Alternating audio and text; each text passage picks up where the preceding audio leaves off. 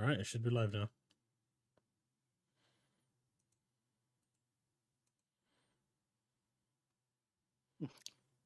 It looks live?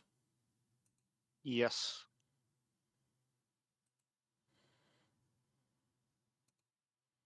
Yes. It is. Sweet baby Jesus. So it's different how it goes live. All right. Popping out chat.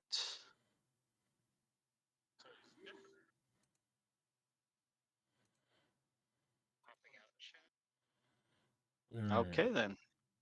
I'm hearing an echo. Yo, Chris, how's it going? Might have been on my end. We are now live. Let's put the little green icon on there as well to make it green.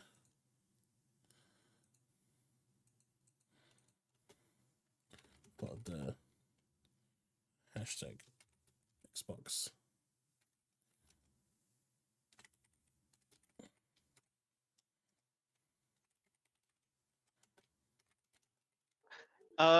Chris, I believe they are going to do the games in an order, the way that they are listed on the actual developer direct on the Xbox Wire. I believe it's the first 10 minutes is going to be Indiana Jones. Then it's going to be Hellblade or Avowed. Then it's going to be the Raw, Untold, whatever it is. And then the last one is going to be the other between Avowed and Hellblade 2. And then it's going to have a 5th game big drop announcement. It's supposed to be a AAA game. We don't know exactly what, but it's not going to be a shadow drop because supposedly it's a game that we already know about. All right, what I should do is probably test the audio, right?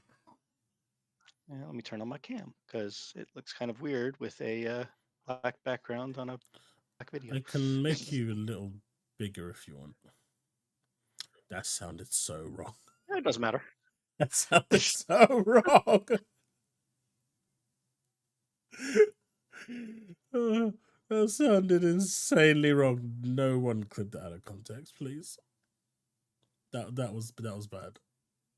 That was Alex level bad. Quite.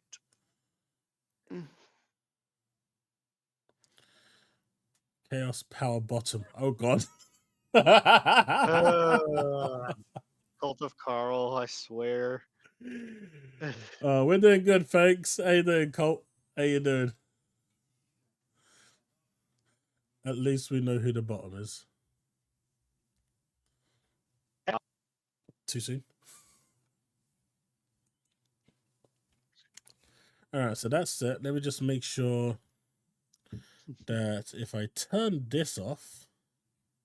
Let me turn on a light. Ta-da! There you go. That's all nice and dandy. So that's ready. So we are good to go as soon as this rock and rolls.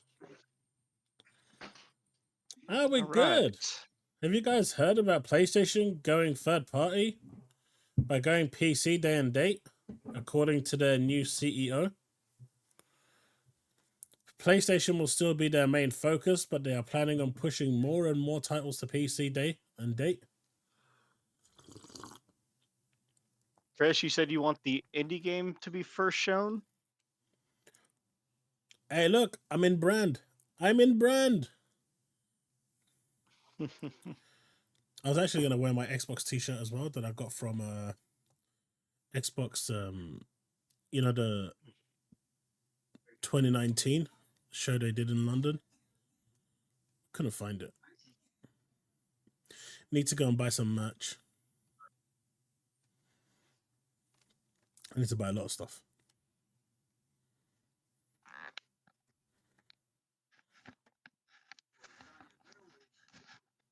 Much better.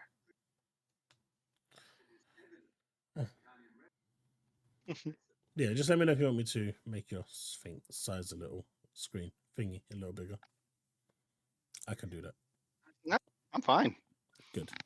Keep me small. Let it be the Xbox Developer Direct, the star of the show. I'm the star of the show. My ego is big enough. Yeah. Have I got Powerwell downloaded? No, not yet. I'll do it today. I have it set up on both my Steam and my Xbox app and my Xbox to set to download as soon as it's available. I'm really liking it. It's Pokemon meets Ark, and it looks really good. The fact that you said Ark gets me scared. I didn't like Ark. When I was watching some people play it yesterday on Twitch, I guess they got early access codes. The menu system for like the crafting and things like that straight up looked like it's from Ark, with you gain levels with your character, you unlock technologies as you go, but you can have the pals, the monsters in Pal World, automate just about everything for you.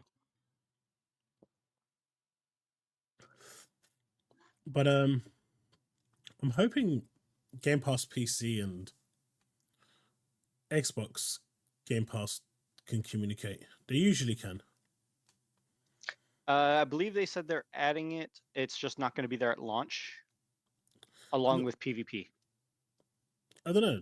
Someone said yesterday that. Oh wait, they said it's going to be available on the cloud. Well, I'll download it on both. If it doesn't work on PC with communication, then I'll make sure I've got it downloaded on Xbox as well, so I can make the switch.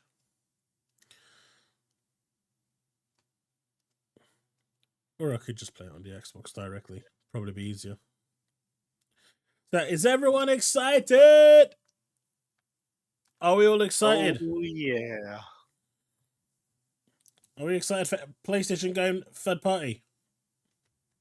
Because apparently they're going third party.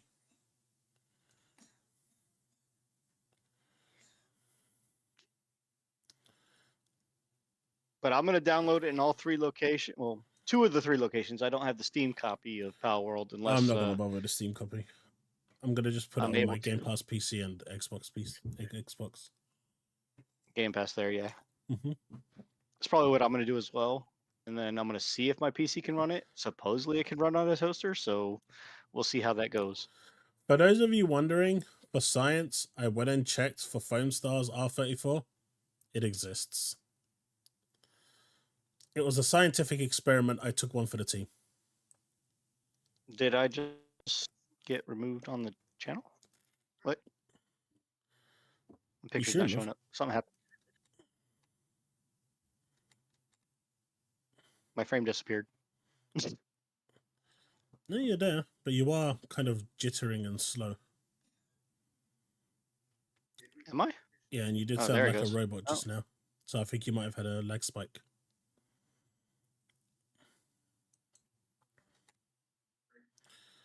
Hopefully that doesn't happen too often or at all.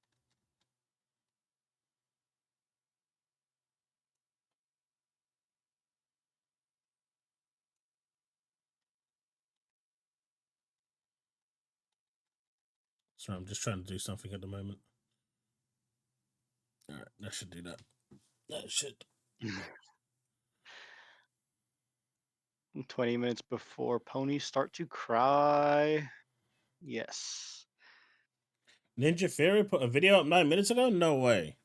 Why would they do that? Wait, what? Why would they do that? Avowed? No, Ninja Theory No, is wait, Ninja Hellblade. Theory is Hellblade. Interesting. It can't be what they're showing here. That would be dumb. We'll watch this and then go back to that. Or I guess I could go hunt it down. Let's see. Ninja Theory.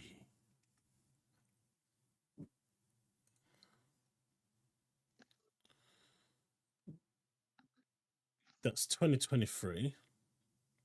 1 hour ago, they put up something for a developer's direct. You can buy Hellblade Senua's Sacrifice for 90% off. No, there's no video. Oh, okay. And 3 hours ago, they put a link to the developer direct. That's it. Yeah. Okay. It's not the actual clip, though, is it? What are you doing? Damn it, Chris. Jamala, what you doing? I've watched Pirate play POWERBOSS and it's awesome. Everyone's loving POWERBOSS at the moment. We'll be diving into that tomorrow. So for those of you interested that want to check it out and want to see how much I suck at games like those, you can watch us tomorrow. Hey, you don't got to worry about him sucking. You have me on the stream. Yeah, we're the kings at sucking. We suck real good. Hey, watch your mouth on that one.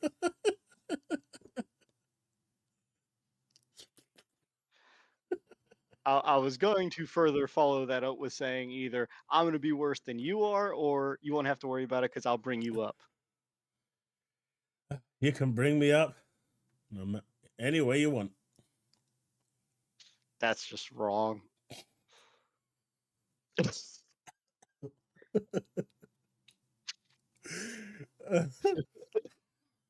Right when you were drinking too. It's great.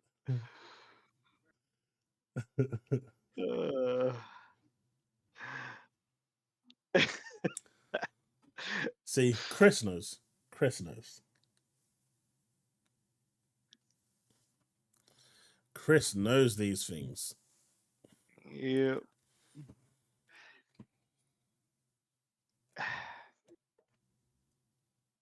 Fable also updated on socials.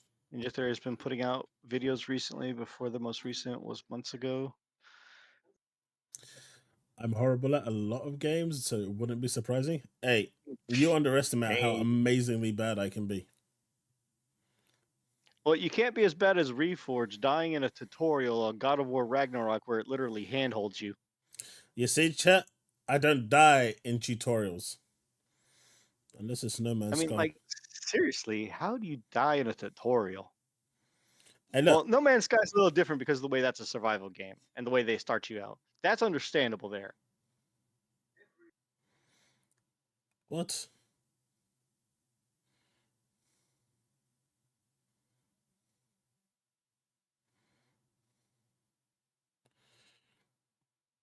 I received a $161 donation supporting the Bungie Foundation. As the Cross said. Not me. As the Cross. Oh no, Reforge isn't special. He's just a downright idiot.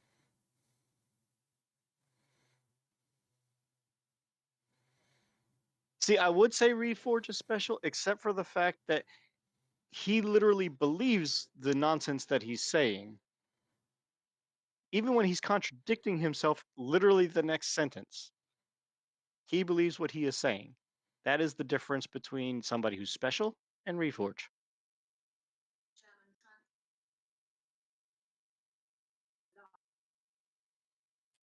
Oh, I've actually been sent an email to react to a video. That's new. About Ubisoft. Oh. Here's the thing. I don't not agree with Ubisoft. No. We don't own our games and haven't for a long time.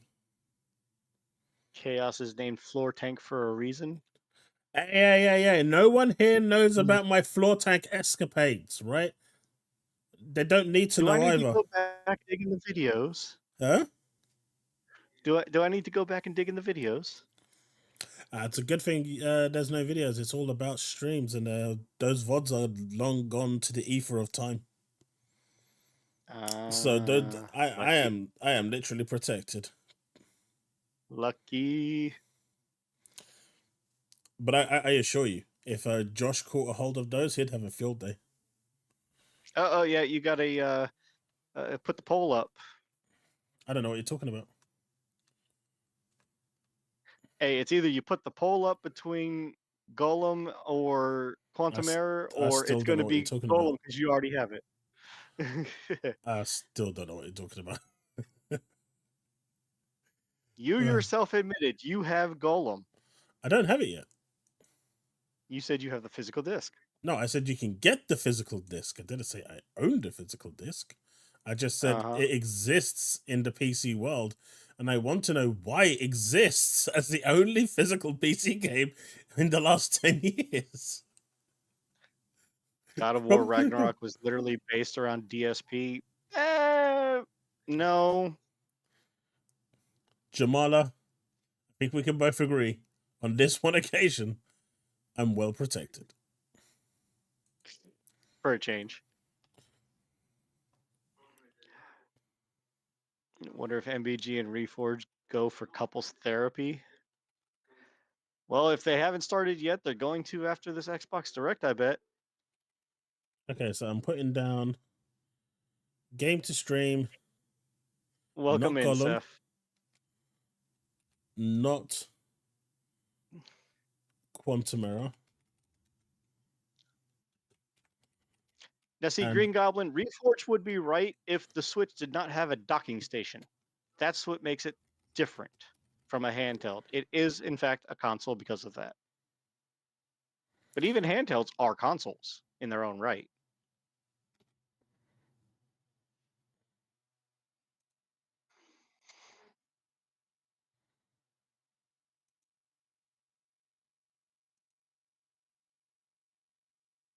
All right, vote is up.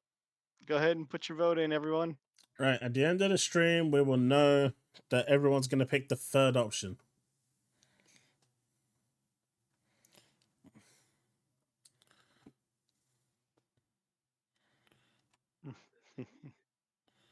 Right, chat. We all know where it's going. All right, let's see. Let's pop this chat out as well so I can see the actual poll myself. I think you may have disappeared. No, you're fine. Yeah, I can see you as well. Yeah, it's really weird. If I lose full focus of the Discord, it loses you. All right, everyone. 10 minutes until the direct starts. But it looks like I'll be reacting to the thing. I do need to figure out how I'm going to send out those member videos. Because those that are under $4.99 get it a little bit early without ads. That's part of my commitment to them. But that uses a notification. Right. And those notifications are valuable. Santa Monica Studios use DSP as a design basis. It's on their YouTube channel. The Switch 2 specs are pretty crazy. Which ones? I mean, for a handheld console like the Switch 2, from what's been teased so far, that it's supposed to be as powerful as a PS4 and the Xbox One, that is pretty crazy for a handheld. Yeah, absolutely. I don't know. I've also seen it's as powerful as a 30 series graphics card. I've seen that too. So, which one are you referring to? Because there's a lot of wild things going around for the Switch. Instead of 100 sock accounts on YouTube for Gollum. If you like the Kong stream, you will love this more. I think I was losing my mind on the Kong stream.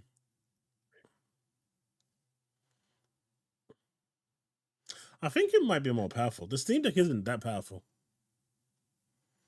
It's good. Don't get me wrong. Yeah, Chris, that's what information I heard about it. I think Quantum Error is a bad choice. They're both bad choices, Taz. That's the whole point of it.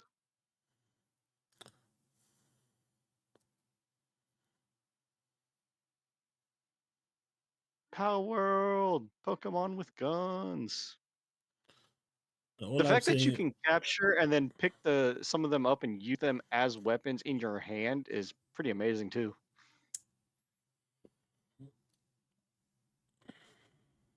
That's what I like to see, another 50-50 poll.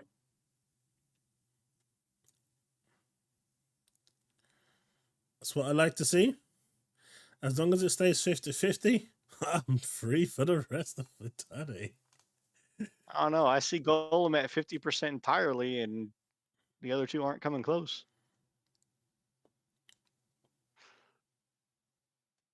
No, Golem's pulling ahead. You guys are mental. Hey, don't forget to hit that like button, folks. And if you haven't yet subscribed, do hit that subscribe button. We are trying to get to 6,500 subs before the end of January. Let's make it happen. Let's make it happen. I'm suffering with Golem anyway, so it'll totally be worth it.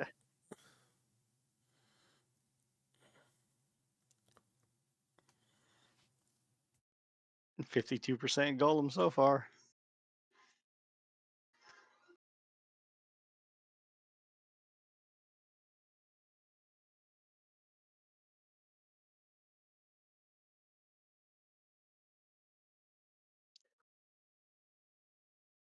Well, Noah, I'm thinking that the ABK roundtable discussion is going to be probably in February.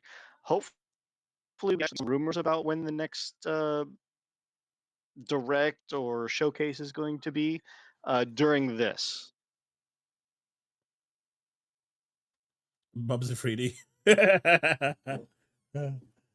Hey, my dude, listen. I'm going to give you a top secret mission that only you can do. Are you willing to accept the job? Are you willing to accept the mission? Once you accept it, there's no going back, and this message will self-destruct in 3 seconds. Can you get me another coffee? Thank you.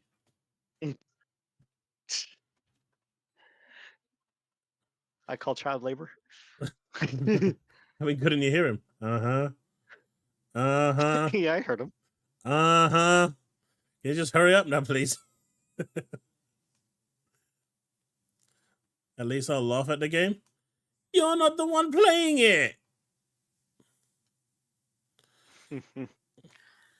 Hey, look, you say that, Seth. Someone in the chat for the direct said all they want is a Golem DLC and their life is made.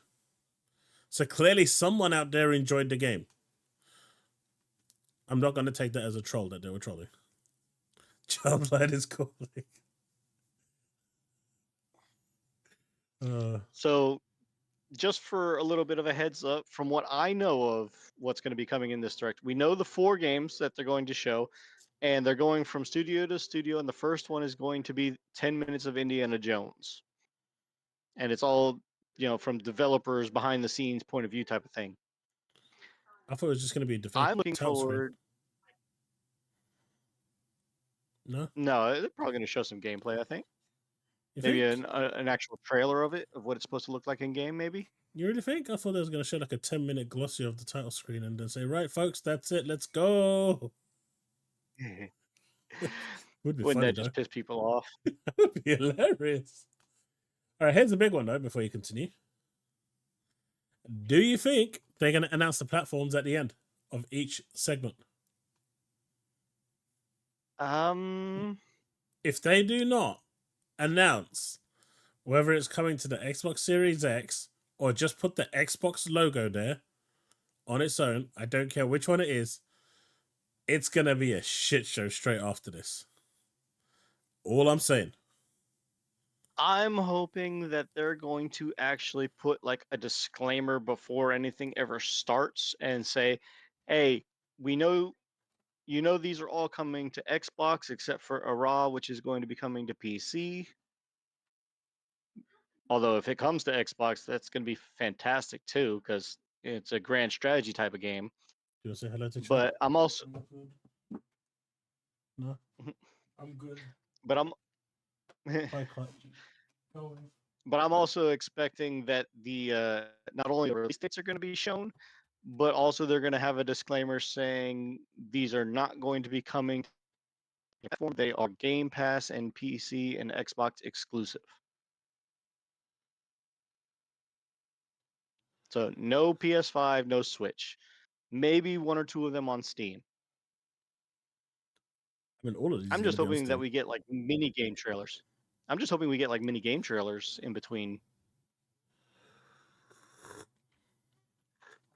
Look, all I'm hoping for is once everything is shown and it's done, we've got a good dose of indie, we've got our dose of ninja, we've got our dose of Avowed, and then whoever cares about Ara, I know there's some of you out there. There has to be. But once I'm personally looking forward to a Raw. But once Sarah says her thanks, and if Phil shows up, he says his thanks, and it fades to black. Mad World has to come on. It has to. That tune has to hit right then, and then you just gotta see Marcus Phoenix.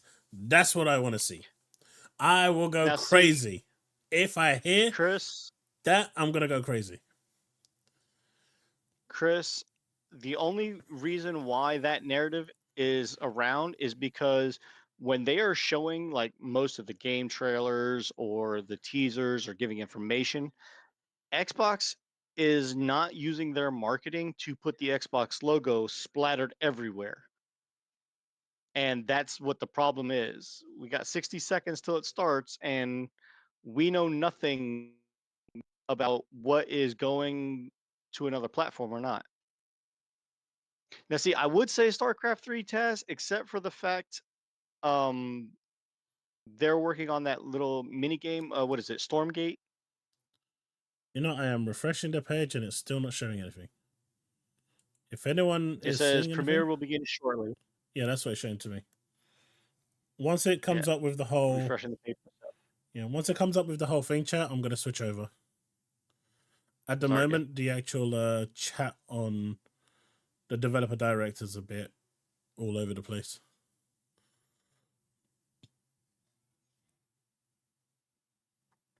I mean, I guess I could hide the chat.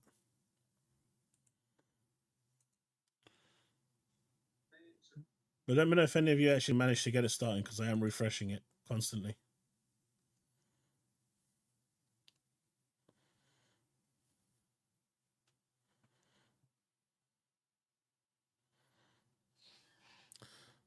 Look, one can hope, Noah. One can hope.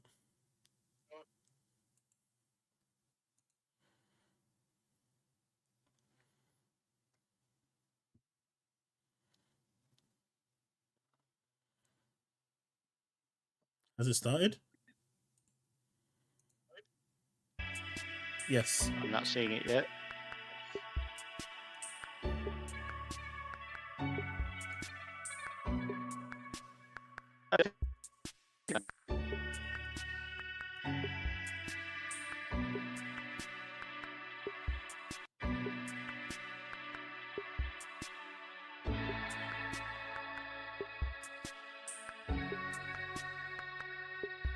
Let me know if it's too loud for you all.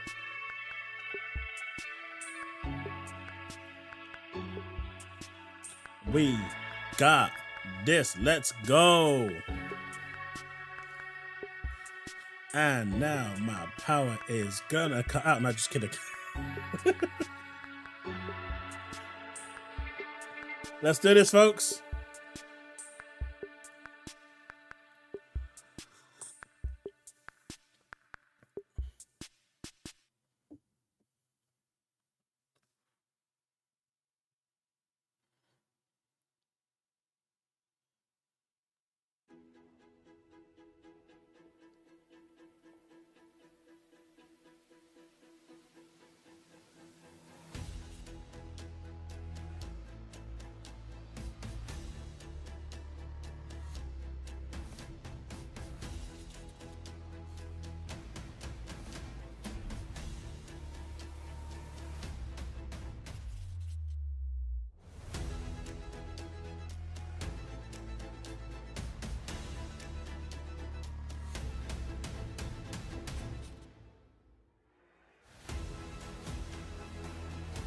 My dude flexing with a cartwheel for no reason.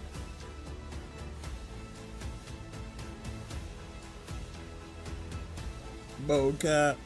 Hey, there's 16 times the detail.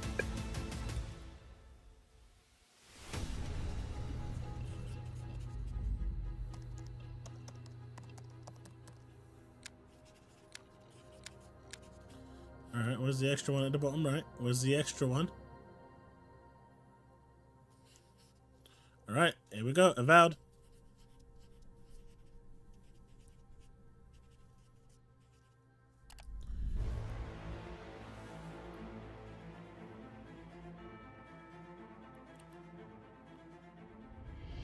Welcome to Obsidian Entertainment. I'm so proud to share with you our upcoming fantasy action RPG, Avowed. Avowed is an adventure into the heart of the living lands, a frontier at the edge of the known world, where you must put a stop to a mysterious spiritual plague and discover a secret at the heart of the living lands. At Obsidian, we love creating worlds with deep themes, dynamic gameplay, and thoughtful reactivity. And Avowed is no different. We set out to blend the believable and fantastical to give players a world and experience like no other. It's colorful, it's vibrant, it's strange. It's one of the most incredible settings in the world of Aora. There's going to be a lot of great secrets to discover, one of which has a really personal connection to you as the player character, and you're going to have a great time getting to know those secrets and leaving your mark on the world.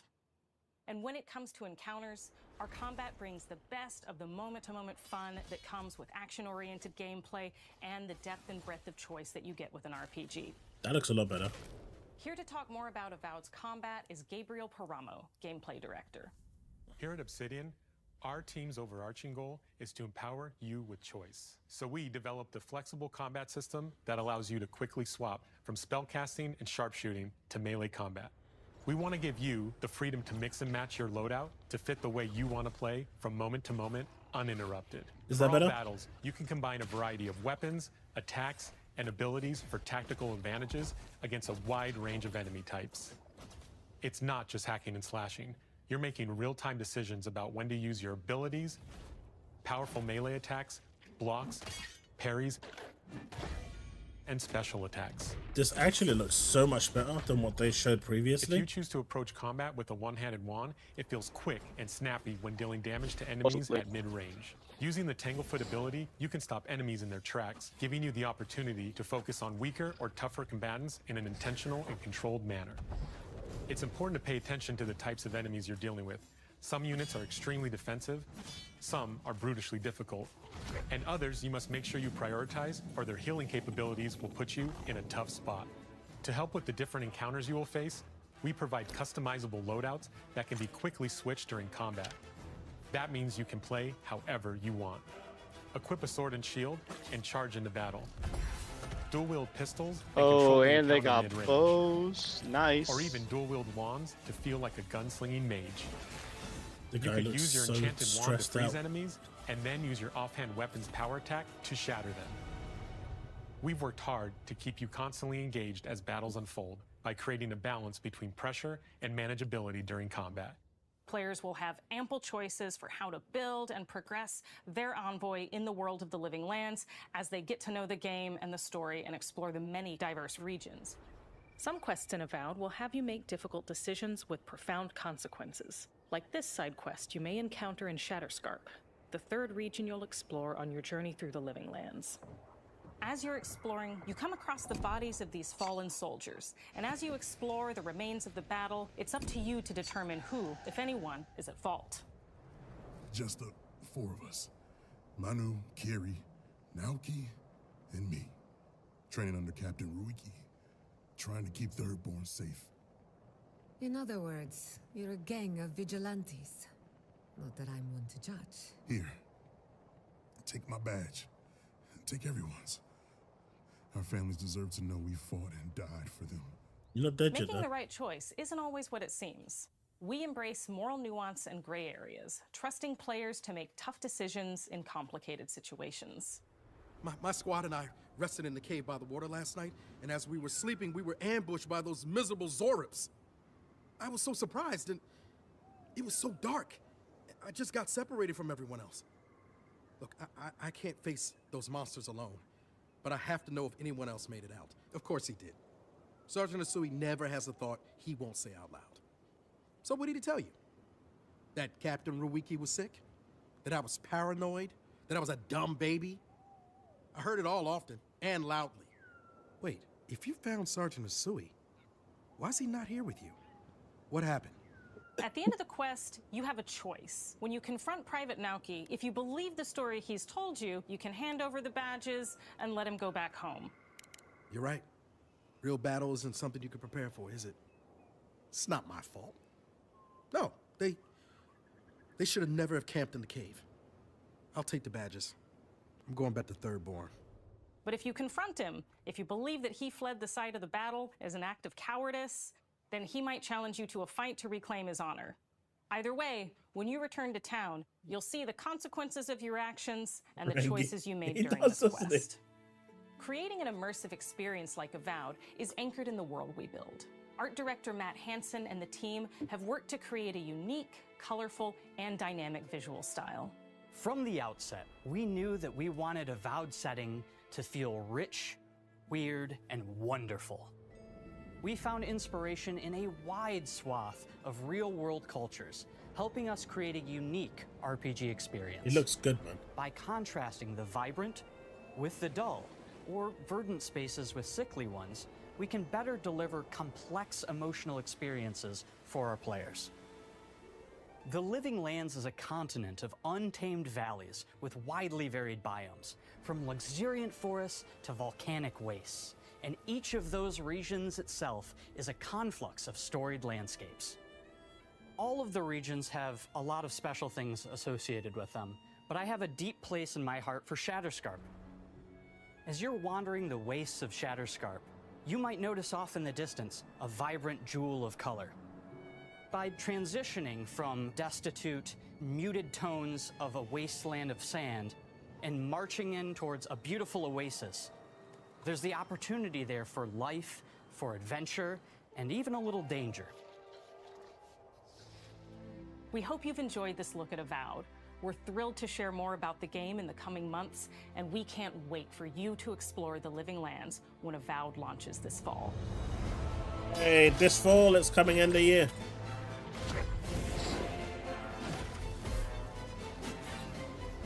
We've got a release window coming this fall.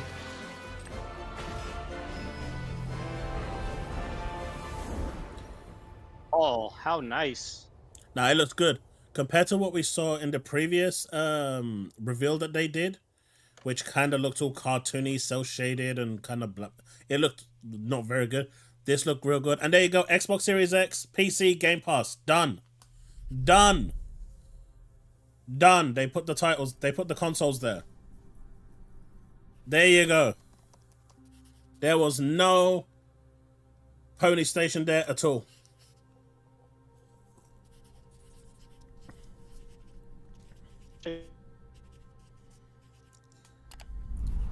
Going into next then. Ninja Theory. Fall 2024. Okay, Ninja Theory's next. Hi, I'm Don Matthews, studio head here at Ninja Theory in Cambridge, UK. We're now in the final months of development on Senua's Saga Hellblade 2, and the team is working hard to bring you an unforgettable journey into Senua's unique world and her battle for survival, where we have once again combined high fidelity and immersive presentation. And we know this is with a Xbox shorter, exclusive with Game narrative-led Pass experience that focuses on the things that we really care about, and that we hope you care about too. I am so looking forward to this game. Like, really, really looking forward to this. You see how the pitiless world stamps you down. It kind of looks like God of War's graphics, she wants to stop the but Vikings improved who raided her village right in at the their storyline source of Dante's in Iceland. Inferno. But not just her quest has changed. Senua herself has grown since the first Hellblade. Why did she give me Harlequin She's vibes? made peace with her past and is no longer in such fear of her visions and voices. While the Furies are still her constant companions, she encounters new people along the way, some of which will value her unique perspective, and others who will reject it. Little by little, this settlement became my tribe. George. Yeah. In the game, Senua arrives in 10th century Iceland on the trail of the Vikings who have been enslaving her people. In the story, we're trying to be as faithful to history as we can up to a point. Okay, they're Establishing making a it solid historical. framework and then building more surreal elements on top. The first one was historical Senua anyway. face up to giants who have I plunged didn't the know that. I lands never into played the first one. chaos, and You which should. in turn has seen the rise of the Droiga, I a need. violent threat that has swept through the settlements that she'll discover. Senua will make new enemies and also new allies who will come to see her unique perspective as a beacon of hope. And she'll discover, along with us, how this viewpoint can have its advantages.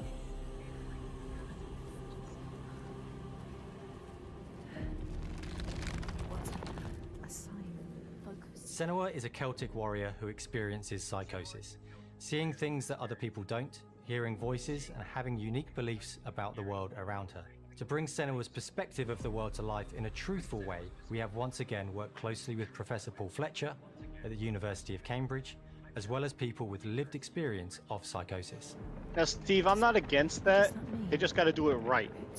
Don't make that the focus. Players will find Don't themselves shove it in your traversing face. beautiful and hostile environments, seeking answers from patterns and signs that Senua sees in her own unique way, and battling through encounters with enemies that will push Senua to her limits. Senua's in the first game was married to a husband. On Saga, Okay. we've taken everything to the next She's level. not gay. With a new motion capture space, a bigger stage Like I said, I team, never a played the stunt first one. crew, and a new cast. Yeah. The We first spent one a was lot of time twisted. planning the motion capture shoots, thinking of what events would be good to bring into this fight. Like, how can we make this fight feel different from the previous fight? We have all new combat for the sequel. One of our key goals was the ability to actually tell a story throughout it. It does feel very different from the first game, but it's very brutal and you're very invested in it. Senua isn't a superhero. Jesus. She's fighting for survival, and we want the player to feel her struggle in every step of her journey. We want the player to always feel like they just scraped through, just survived it. I think that scene you saw there, Mel knows that's in her Senua mind. better than anyone, better than I do. Her instincts are amazing, and she really doesn't need much help from me. On stage, our main focus is storytelling. So I get to watch the actors and see all the beautiful expressions on their faces, and then I have to wait a little while, and then I get to see that all again, in-game, in costume, on location, everything. It's a great experience, a great process. Every discipline in the studio is unified in achieving a deep level of immersion to help suspend your disbelief and pull and you this into game Senua's looks story. good graphically. Jeez. We were lucky enough to do a few reference gathering trips in Iceland. You That is have to be there. amazing The fidelity. sense of Holy shit. scale, everything Oh, that's is real. incredible. And you see a scene or you see a small section of the game and you're like, yeah, that works, that's amazing. Senua experiences reality differently, and a part of this manifests in the voices she hears. They tried These to get the voices first come one to banned, life didn't they? through binaural audio, which provides a good representation of this type of auditory hallucinations. As we focus in immersion, binaural audio is perfect for this because through headphones, you surround yourself in a three-dimensional space. In the first game, we only applied to the voices that Senua listens in her head. In this game, through a spatial audio technology and some extra little things within the game, there is music that is binaural. Every single sound has the potential to be binaural, so everything is spatialized around you, and it's a very beautiful experience. No, those were real landscapes. Landscapes that they modeled Music is in a the game strange after. language in the sense that it speaks to our emotions fast and deep. It's not only about quality, it's about personality. So when you listen to Hellblade, you know it's Hellblade. On the music, we are working with Kiln, which for me is a personal privilege because I really admire them. We feel their craft, their depth, their meaning in the music. It really connects with our game and elevates it to something really special. We are also working with a heavy metal singer, throat singers, and our very own Furies. They sing so beautiful, and we add that binaural touch of music. So this all creates a very immersive and a very special and unique experience.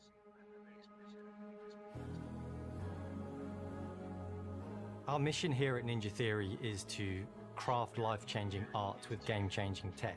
And that's our aim in Senua's Saga Hellblade 2, is to not only see where Senua goes next, but to deliver something really meaningful for our players. My hope is that they will really connect to Senua as a character, and even if they can't really relate to what she's going through, maybe they know someone that relates to that character and they can then understand that person better. Well, I don't want to sound cheesy, but in a way I'm Senua, right? She exists and doesn't. It exists through all of our work, through every ninja. So we all are Senua, and we are creating this character that grows and grows and grows and grows and keep growing and keep changing. So that makes it real.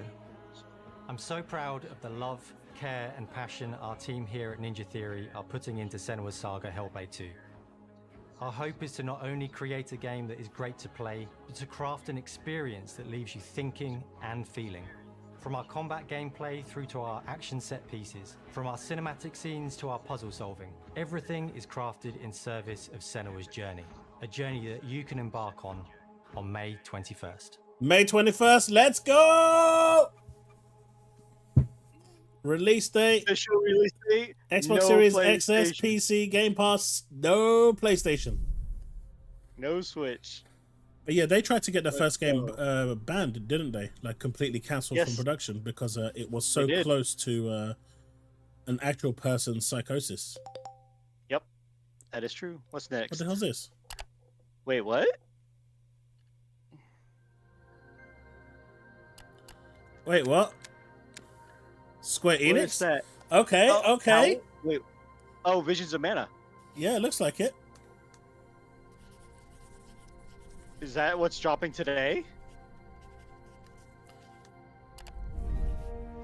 Is that what's dropping today?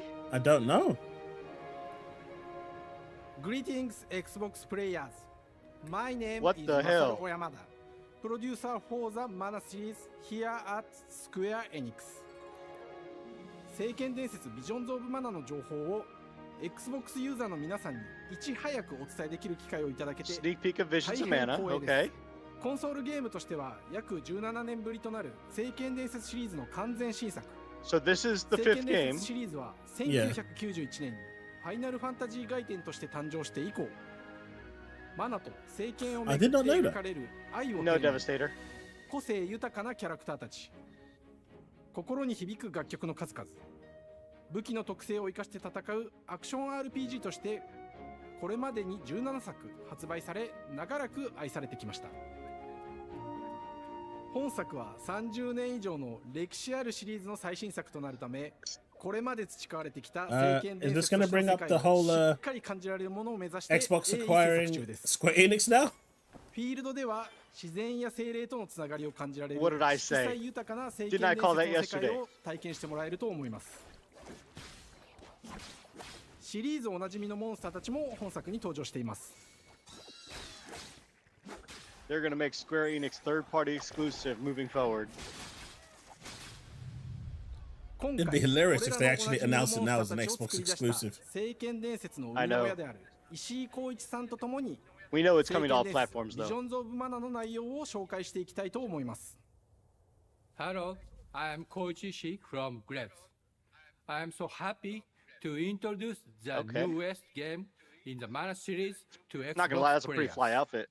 It is, 初期の right? 頃から My シリー ninjas ズ came 作品 straight に out of 登 the 場しているモン Matrix. スターたちは私が考案したものですが中には小学生の頃すでにイメージができていた All も he の needs も is あ the ります glasses. 今作では初めはドット絵からスタートしたモンスターたちをどのような形で最新化して聖剣伝説ビジョンズ・オブ・マナに落とし込むか That is デザイン amazing. の方向性からモデルの完成イメージまでを監修する立場でプロジェクトに参加しました聖剣伝説ファイナルファンタジー外伝を作っていた頃から自分の頭の中ではモンスターたちは立体的に生き生きと動いてこれまで自分が携わった作品ではそれらをどうやって当時の技術で表現できるかにこだわって作ってきました最新作では聖剣伝説のモンスターたちのただ可愛いだけ There で you は go, な Burner. く恐ろしさの部分もしっかりと表現できているのでバトル中はモンスターたちの表情にも注目してくださいこれまで聖剣伝説シリーズには空を旅する、海を渡る手助けをしてくれる頼もしい仲間たちがいましたが、今作には広大なフィールド探検に欠かせない新たな仲間が登場します。陸上を猛スピードで駆け回ってくれるピックル。ピックルも石井さんが新たに考案してくださっています。What is it with everyone calling things pickle? 新たな仲間を考えるにあたっては、 But 今 it's 作 open のマ world. スコットキャラクターになるくらい可愛い動物にしたいという漠然とした思いがありました。その上で、 Whole grain, it's depending on which ones you play, what order, and what your style of preference of the games are, because some are better than others, but the Mana series has always been very beloved by the Square Enix fans. It is. And I don't think they're connected. No, they're not. I think they're just individual, like the Final Fantasy series. So you don't have to have played any of the others in order to enjoy it. 1 or 2 of them are connected, I think. That's always going to be the case, though, right? When they do sequels. もう一つの挑戦は How's it going, everyone? Welcome to everyone that's joined the stream. 過去さまざまなコンポーザーが携わられた楽曲の雰囲気が感じられつつも、最新作として素晴らしい新たな楽曲が生まれました。BGM でもしっかり聖剣伝説シリーズらしさを感じてもらえると思います。I'm hoping so. So far, we've got a release date for most of the two. But the fall is good enough for me. 新たな試みとしてフィールドの探索からバトルまでをシームレスに体験できるよう、今作ではインタラクティブミュージックを導入しており、冒険の没入感を高めてくれます。探索中の BGM がバトルに入った瞬間、アレンジが切り替わる様を実際に聞いてみましょう。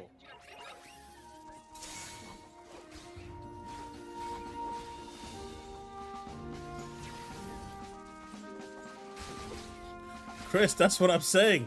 If they just announced this now as an exclusive to Xbox, that's going to be hilarious. Such a big blow to PlayStation.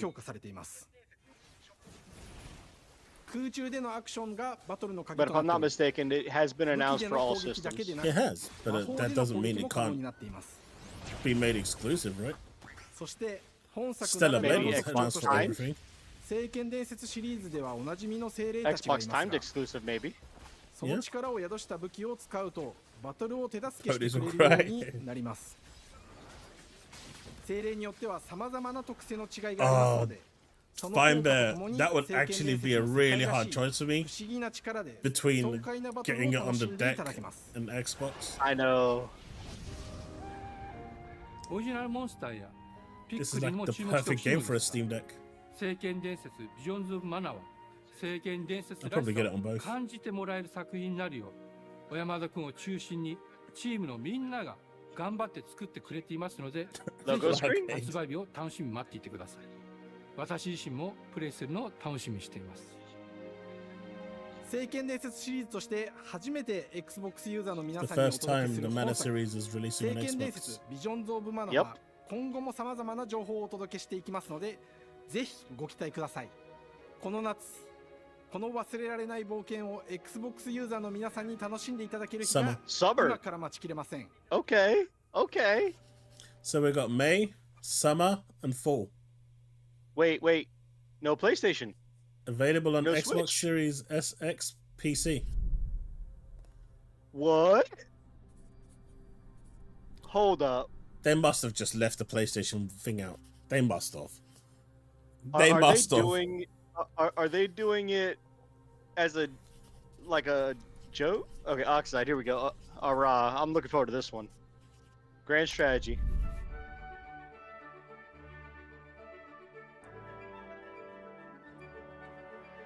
Hello, and welcome to Oxide Games. No, Xbox doesn't have second second party. party. In 2013 with our decades of personal experience building some of the most beloved strategy games of all time, like Civilization V. We came together to create something new and innovative in a genre we all love. Our history Untold is the game we dreamt of making.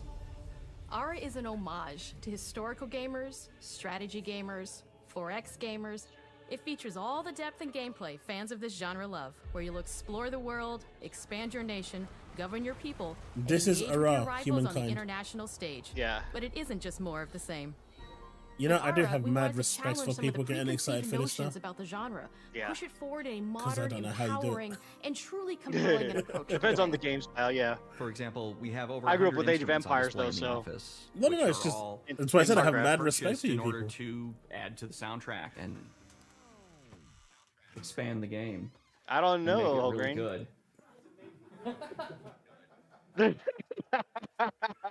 Hi, Dan. That's funny. That's Dan. We started in his basement. Squeaky door. It's been an amazing process to see from concept to completion. We started small, building a robust game engine, questioning our design assumptions, and prototyping out features, rediscovering what made us fall in love with strategy games in the first place. The end result is Aura, the historical grand strategy game that presents a living world where you can rule This is how you nice. want to rule and chart your own path to becoming the most prestigious nation on the planet. For Aura, we knew we needed deep That's systems with huge. outcomes that encourage exploration and give players the power to experiment and make meaningful strategic choices while still having agency over their playstyle. We also wanted to explore more in different parts of history and give players from around the world the chance to see the game reflect I mean, their it still unique looks nice perspective, graphically. and not just ours. Oh yeah, absolutely. And finally, we knew that for players Except to for the feel the character impact models. of their decisions, they would need to see their choices reflected in the game world itself, not just through numbers on a menu.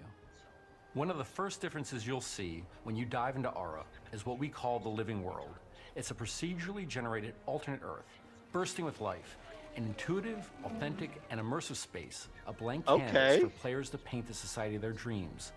The living world isn't Grand just strategies a map. aren't known It for doing reflects that. the choices players make over the course of the game.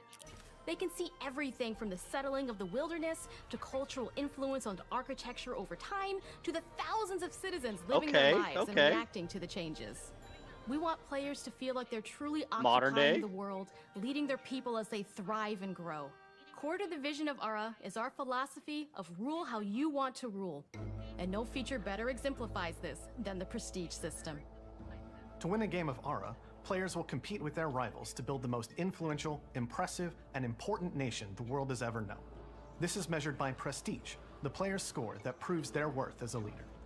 The prestige system gives players the chance Mahayanist, to that makes decide what sense. kind of leader they want to be. Do they want to pursue great works of arts and culture? Military might? Scientific advancement? The choice is theirs. In Aura, there are no set victory conditions. Players get to decide what is most important to them and focus and prioritize on those goals while still being able to win the game.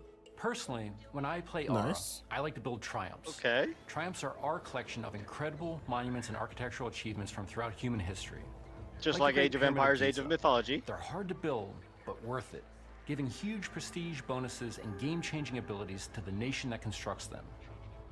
Another aspect of Aura that I'm personally excited about is our crafting system. The crafting system offers a unique challenge to the player that they generally won't see I wonder if often it'd in be the multiplayer. 4X genre. Succeeding at balancing, gathering the right things, turning them into the tools that you need, and then finally getting to the outcome or reward of something like an important improvement or triumph just changes the challenge that exists in Aura compared to other 4X games. Crafting plays out in Aura That means at a Indiana national Jones is the only one scale, left. with players honing Yep. and combining the natural resources they harvest into all manner of goods and components. Those are the foundation for everything, from international trade Spurs, to improving their cities and Motorcycle citizens' mascots. lives, and even manufacturing It the would weapons work. necessary to draft military Oh, yeah, units. absolutely. The crafting system in Aura It could encourages work. thoughtful, advanced planning. It rewards players who can see the strategic outcome of all their collective decisions, and not just the individual ones. I'm proud of the work that's gone into our simultaneous turn system. Many strategy games have players alternate taking turns and reacting to their opponent's moves. In Aura, Oh, yes, all players' Devastator, actions are resolved at absolutely. the same time. This rewards players' ability to navigate uncertainty, to predict and strategically plan for a variety of scenarios in the moment. This system makes Aura just feel more real. In a typical strategy game, once your turn is finished, you have to wait for a long time. With simultaneous turns, generally speaking, those times are very low. You get to keep playing the game and stay engaged rather than having those periods of downtime where you're not doing anything. It's That's not good. easy sifting through Okay, all of okay. history and So picking they got what rid to of the include. mobile like Heroes of mechanics. Might Also, we Magic. wanted to offer a fresh perspective, so we looked at cultures and societies throughout the So it's not millennia, real the time, broadest lens possible. It's Where this turn-based. approach really shines Looks- is sounds in like our it, yeah. leaders. Leaders are so often Which seen I as prefer. military personnel or That's Heroes of Might prominent Magic government style right figures. there. But leaders come in so many different forms. They're thought leaders, scientific and cultural prodigies, and many more. Each leader in Aura has a number of special abilities determined by their personality traits, as well as a powerful and unique leader trait informed by their contributions to world history. With a diverse global roster, we know players will find leaders that they will want to play. And even a few that may surprise them with how fun it is when those leaders are handed the reins of power. Or fine bear, just make a power For stone. us at Oxide, They'll say get to player help them feedback out. is the only way to really understand what you're making. It gives us that priceless perspective from the people we're making Aura for, you.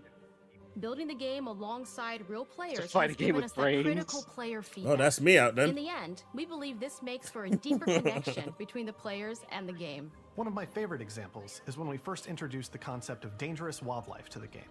It turns out, in our first iteration, it was maybe a little bit too aggressive or disruptive. We knew we should probably make a change when one of our insiders made a forum post that was just, Cougars, cougars, Cougars, I hate cougars! "Someone get these feline demons away from me." I'm happy to report, based on more recent feedback, that I think we ended up in a good place with the overall threat level of mountain lions to a player's citizenry. It's been years of hard work That to is bring you a awesome. strategy experience like no other. And we're so excited that we can finally see the finish line. We can't wait for players to get their hands on the game later this year. But the launch of Aura is only the beginning.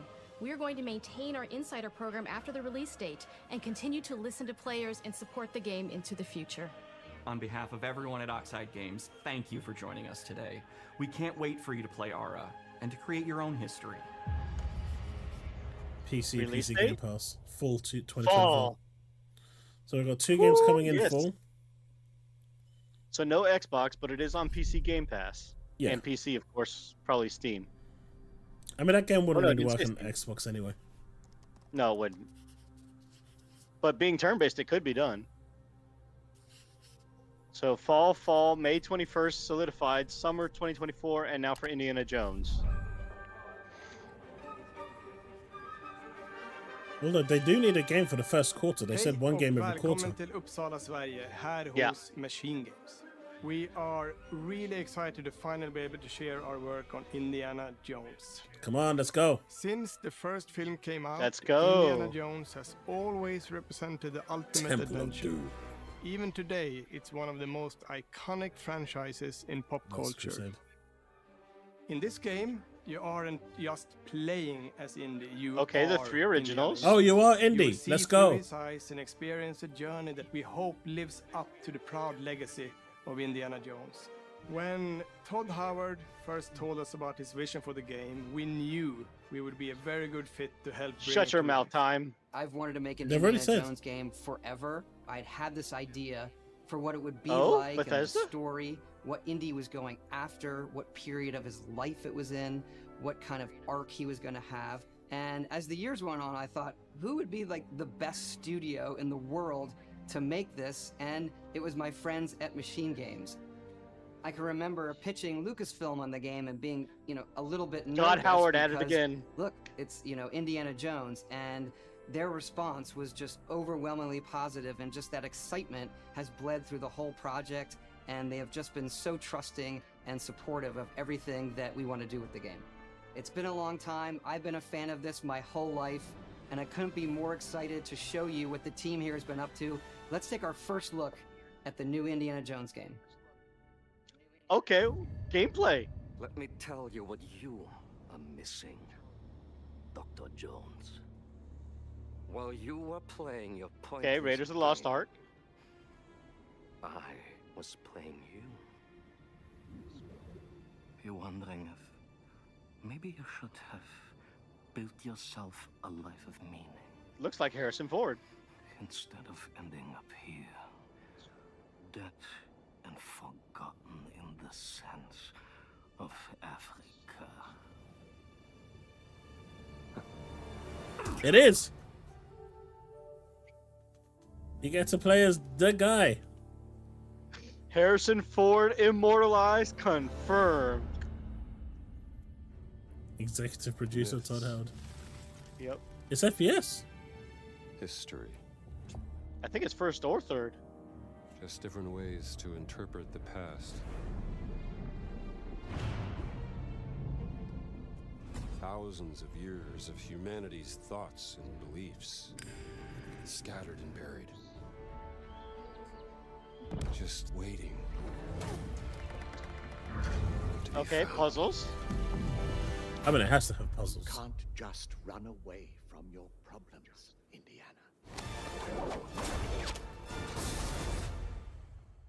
Watch me.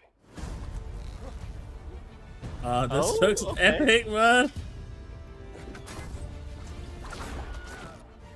Whoa, the iconic screaming. Mankind has built sites of great spiritual significance. If you were to draw a line this through is so these ancient awesome. sites around the globe, you get a perfectly aligned circle.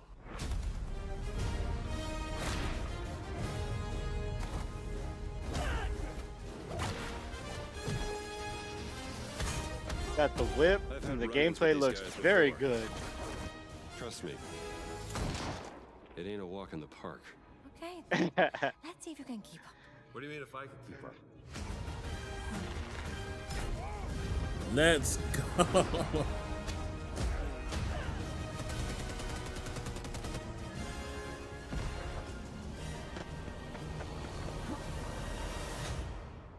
Oh, what the hell? There was no physics there. He would have missed that by a long shot.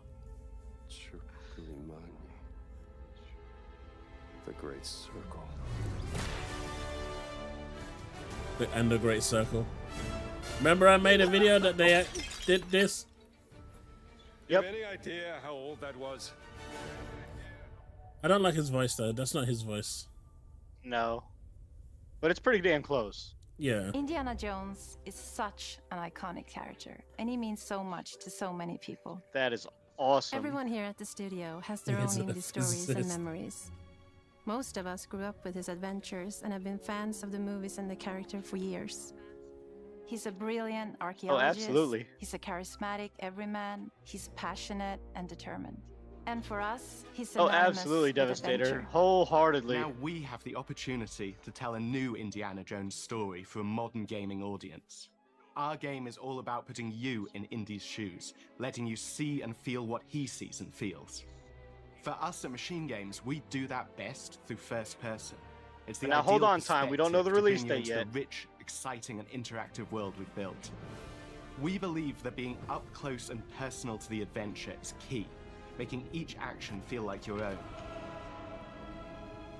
Whether it's cracking your whip, solving puzzles Oh, in his ancient face, temples, or seeing your knuckles go bloody in a fist fight, all of these moments are much more intense. Look at the detail in on his first knuckles. person. But we still want you to have those Okay, moments. okay. Seeing his iconic silhouette with the hat, the whip, and so for things like cutscenes and environmental traversal, we pull the camera back for a third-person view. Right, so it's Indiana Jones and the Great Okay. Circle is set between Raiders of the Lost Ark All and The right. Last Crusade. makes sense When our considering game begins, his Indiana is working at Marshall College. age visual. He wakes character. up in the middle of the night to the sounds of a break-in and rushes to confront the thief in the college museum. The mysterious giant of a man makes off with what seems to be a historically insignificant artifact, sparking Indiana's curiosity. That Candyman, dude? Following the trail, Indiana heads to the Vatican, hoping to learn why this particular relic was stolen, and discovers that things aren't what they appear.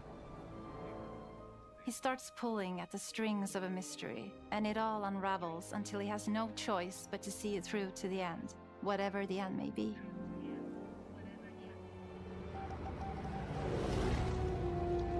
Pele, they're gonna show it again. Hang on. Need help. Stop. Maybe in Vatican. Stop.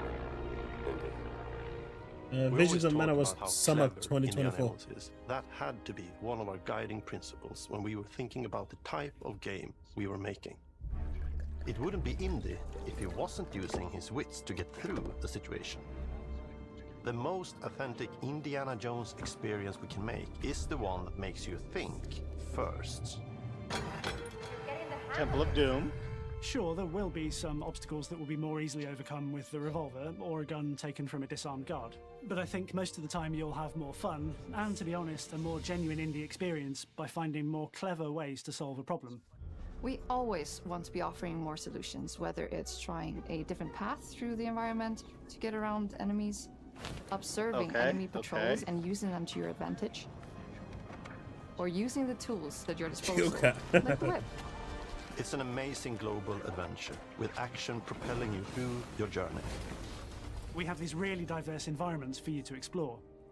Indy's journey will take him to the forgotten temples of Sukhothai, the pyramids of Egypt, the snow-peaked Himalayas, and beyond. We look carefully at each location and the time period the game is set in, and we're trying to make it as authentic and accurate as possible. We love creating rich, vibrant worlds, and in this game, we also had the goal of making it feel like a true cinematic Indiana Jones adventure. Devastator, I think all 4 out of the 5 are Game of the Years. John Williams is the original composer for the indie films, and we're really lucky to have found Gordy Hub, a composer who's been able to capture Williams' essence with his score for The Great Circle. Nice, so they actually got the movie's actual composers. Yeah. We also take a very That's movie-like awesome. approach to things like cinematics. We're very physical with our production style. We use a lot of stunt Honestly, actors. I love the fact that they're using Things like mocap. This is help the us type bridge of the shit gap I wanted to see between from making a Xbox. game and making a movie. And of course, our characters do a lot to help bring the world to life as well. Next to Indy, Gina is our other main protagonist. Where Indy is pursuing answers just for the sake of curiosity, Gina has a personal stake in getting to the bottom of the core mystery. Gina is an investigative reporter who has a lot riding on this adventure. She's been tracking I don't lead think so, for some Devastator. time, and now she's found an ally in this determined I'd hope, American but professor. I don't think so. Their paths are intertwined, and they'll need each other in order to get to the bottom of this mystery.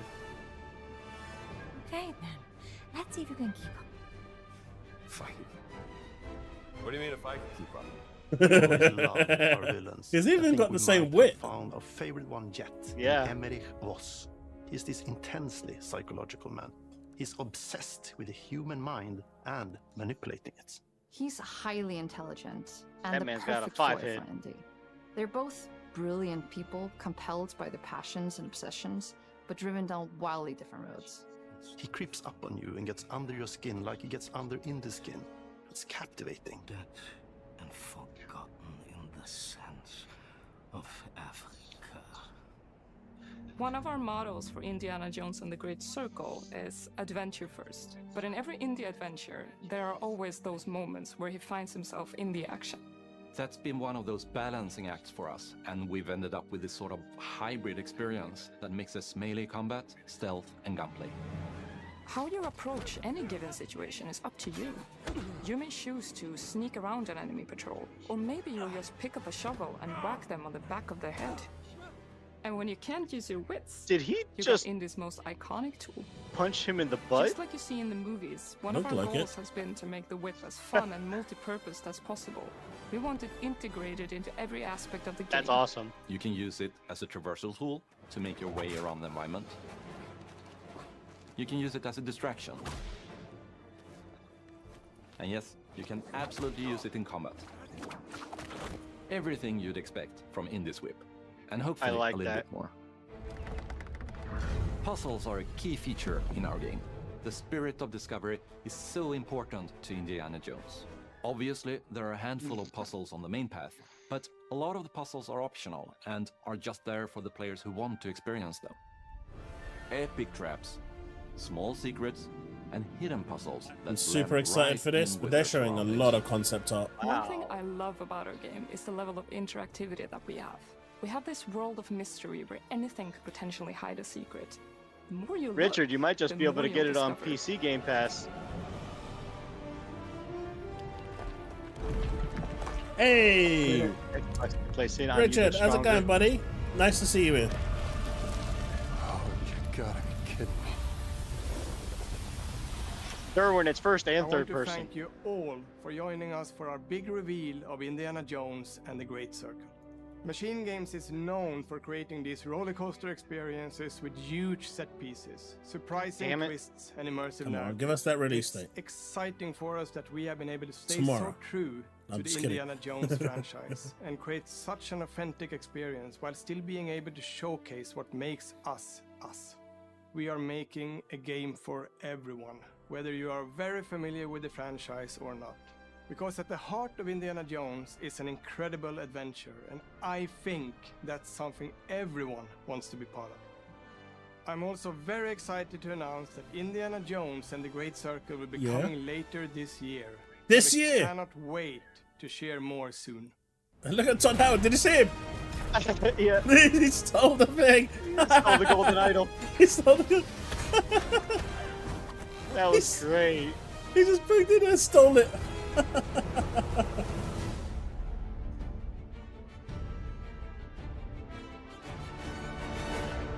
That was absolutely beautiful. 2024. No PlayStation. Awesome. Absolutely awesome. Is there anything else?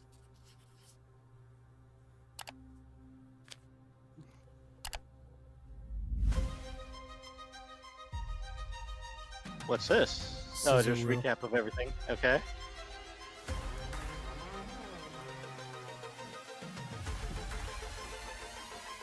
Should I take one? Is it animals, children, and game developers? Our mission here at Ninja Theory is to craft life-changing art with game-changing tech. Core to the vision of Ara is our philosophy of rule how you want to rule. Stay happy! Creating an immersive experience like Avowed is anchored in the world we build. You aren't just playing as Indy, you are Indiana Jones. My name is Masaru Oyamada. 今作はアクション RPG 聖剣伝説のアクション部分が強化されています。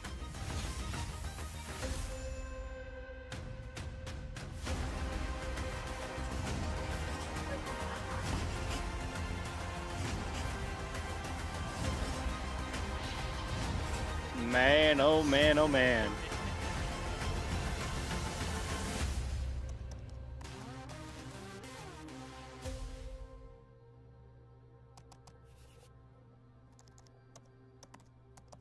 Thanks for watching.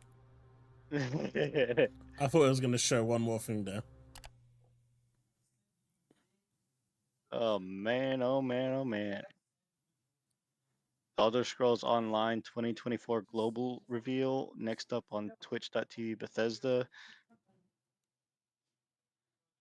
Okay. That's it.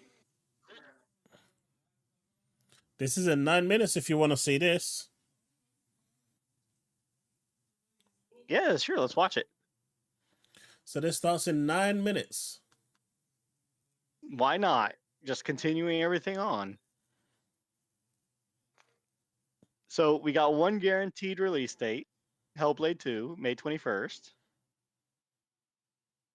We got the hidden drop, which is Visions of Mana, which is the newest in the series of the Mana series.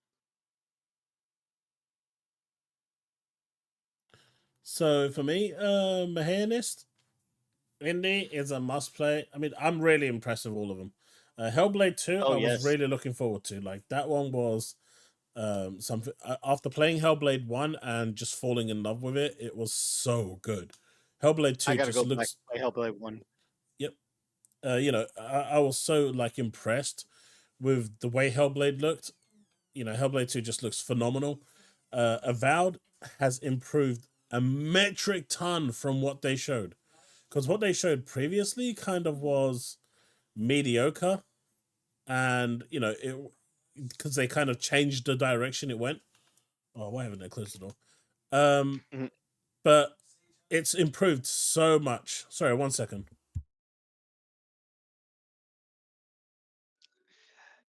Oh yes, indeed. That indeed was outstanding. So yeah, Avowed. Sorry about that.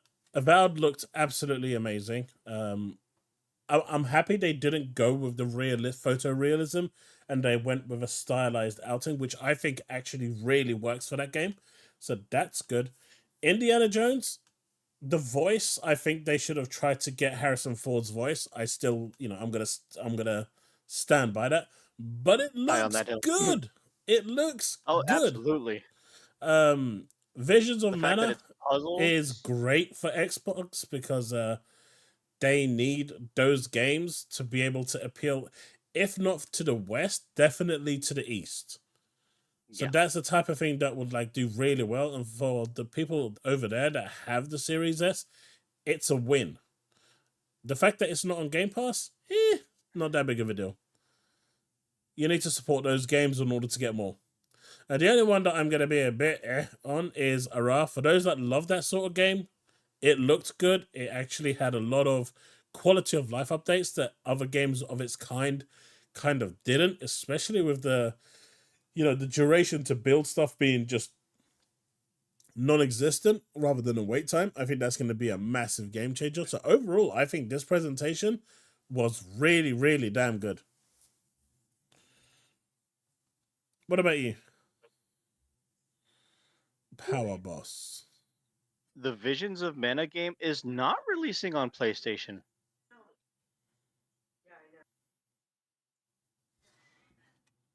No, wait, it is.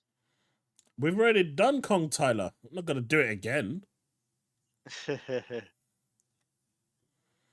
Let's see what the poll is up to. Any other good game is winning. Let's go! Y'all suck. Let's go! Okay, so Visions of Mana Summer 2024 is going to be on all platforms, including PS4. So it's going to be also probably Xbox One as well. Although it doesn't list it, it just says Xbox Series X and S consoles. Windows PC and Steam, PS4, PS5. Okay.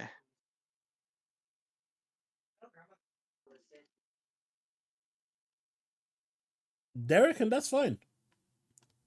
But it wasn't on Xbox up until now. Yeah, he said it's the first time that the Mana series is coming to Xbox.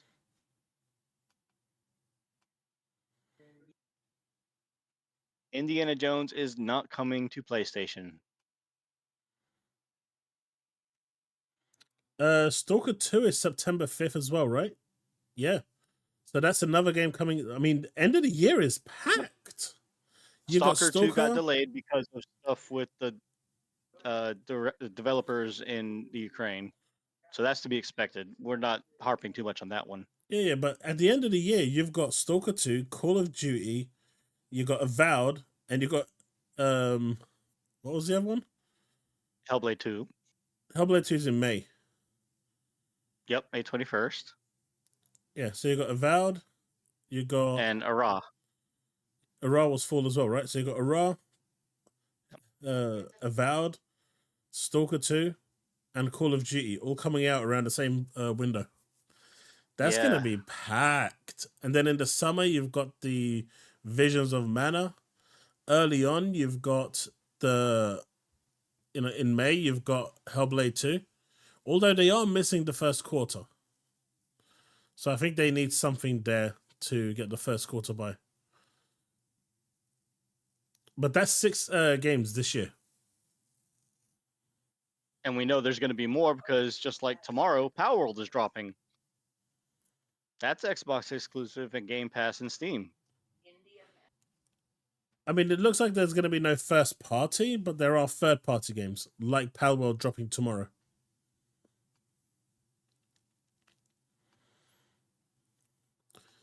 Yeah, Edward, it's looking real good. Quarter 1 is packed already with PowerWorld. That's gonna be a thing.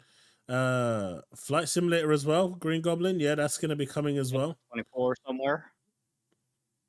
So, I mean, we're also getting Persona 3 Reload This we have month? 2 big drops.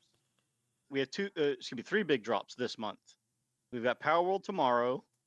We have the Brotato on Game Pass at the end of the month on the 29th.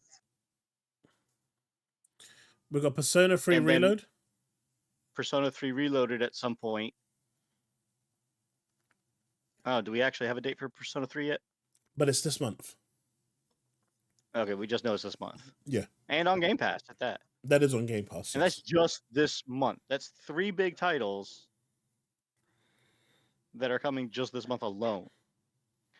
Yakuza at some point, first quarter, yep. I don't know if Yakuza actually has a release date yet for Who remembers Infinite the Wealth. old Indiana Jones game that released on Xbox 20 years ago? I think I actually saw it not long ago. Someone, when I was looking for some indie stuff, artwork, I think I saw it. But yeah, indie looked good. That woman that was showcasing Indiana Jones, though, the way she was saying the word whips. Just saying. What was that about whips? It's the way she was saying whips.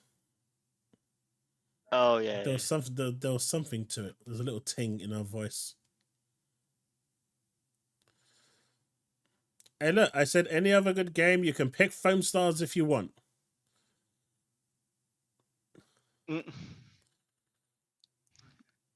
I'll put it in there as that.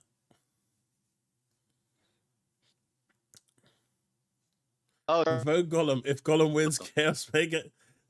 Honestly, crazy. What do you think this is, Alex? Hey, Tyler, for that super chat. Thank you for that super chat with that Canadian $5. But 60 seconds. Let's refresh. I really want to play this. I just don't know where to start it. Whether I should start it on PC or Xbox. Because it's not they're not crossplay. Not yet. They're never going to be crossplay. But which game? Elder Scrolls Online. Oh yeah. No, that's not going to be crossplay. Yeah, that's right, Rick. Yes, Fort. See, Rick knows. Senra model is your waifu. I can see that. Yes, Fort Vlogs. Call me to stream Power World.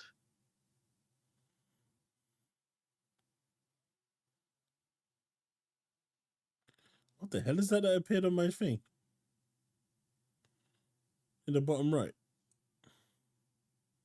It's gone now. There was something that appeared in the bottom right. Fortune and Glory. Richard Mallion with that $1.99. Thank you very much, dude. I appreciate it.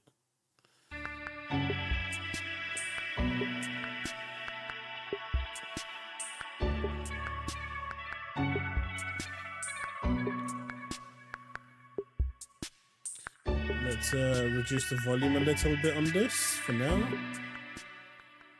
And then we'll put it up again after. Is Indiana Jones its own thing, or can you see Uncharted Tomb Raider elements? I think...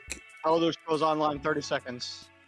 I think you can see a bit of Uncharted Tomb Raider, but it's kind of its own thing. It's leaning a lot from the previous movies. It's leaning a lot from what makes Indiana Jones, if that makes sense.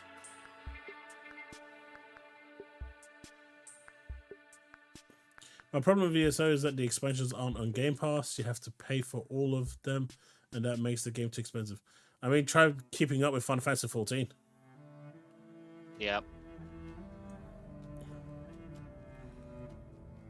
Sanchezmtz, Indiana Jones is 2024. No official release date. It starts in... Hello there, travelers. Yeah, welcome to my tavern. me too, Devastator. My name is Quincy, and I have the honor and privilege of welcoming you tonight to this year's Elder Scrolls Online 2024 Global Reveal. Thank you so much for joining us today. Now, we do have a few moments before the actual show begins, so how about something to eat? You can't expect to walk into a tavern and not be fed, you know. Now, I have something hearty or a light filling treat for you to pick yourself back up from that last adventure if you'd like. Wonderful. I don't know. I have a few things getting started in the kitchen back there, so let's see what we can cook up in the next few minutes, shall we? I am so looking forward to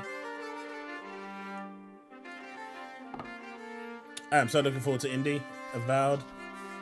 Like, I thought Avowed was like, I had my reservations for Avowed, but I have nothing but hype now for Avowed. Yeah, absolutely.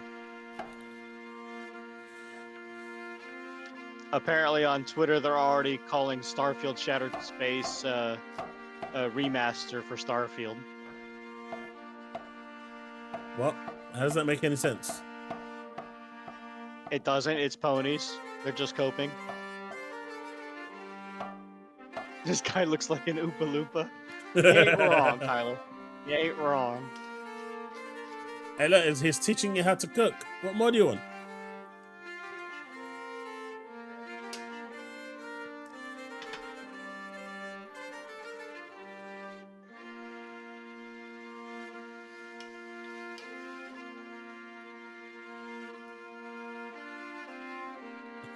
You're very upset with everyone who's not voting Golem? I mean, there's other games that I could be playing as well. Any other good game go to 47%? Oh, yeah, baby. Have you started Sea of Stars yet? I have not. That could be a game that I mean, I could be think put I up there. might have just got to the very beginning, but that's it. It's a very good game. If you like Chrono Trigger, I'd recommend it. Oh, yeah. I've got no doubt it's a good game, but it's also a very long game, so it's not really one that you can pick up and drop. Maybe if people have got Fall Guys, we can do that.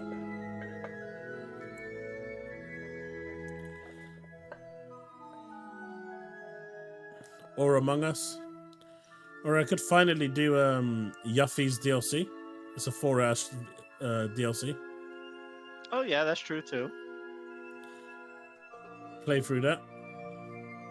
Because I still need to play through that before Rebirth. Tyler, the direct is supposed to begin, if you look at the bottom, in about 9 minutes. And he says this is for while we wait. And it's called Meat Stew. That looked good though. I ain't gonna lie, it looked good. That's making me hungry. Beef stew. Seriously, it's making me hungry. I actually have beef stew in a bag. Yeah, hearty beef stew. That's what it's called. Devastator, it's making me hungry, man.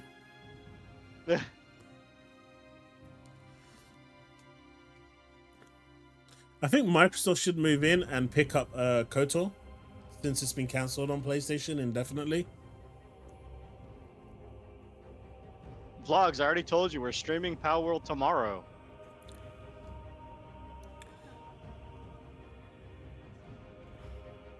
Palworld were already streaming tomorrow. That was predetermined before the vote.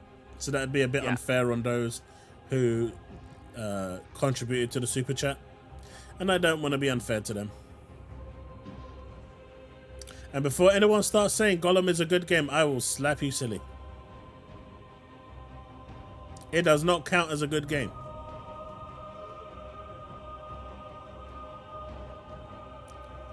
I'm just going to put that out there.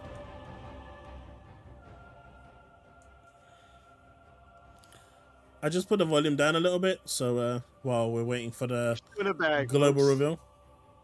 Although my camera's not wanting to focus on it. So, seeing as your dreams and aspirations chat have come to an end. Beef stew in a bag right here. Pour it into a bowl, heat it up in the microwave, you're all good.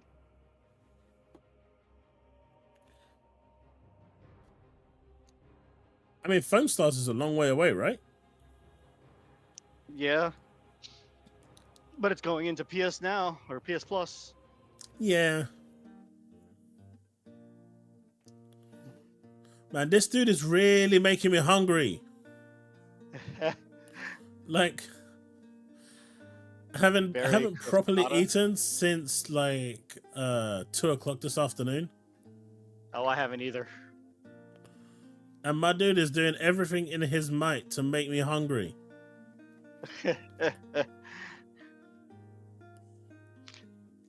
So, rating on the individual games in the Direct, I would say Hellblade.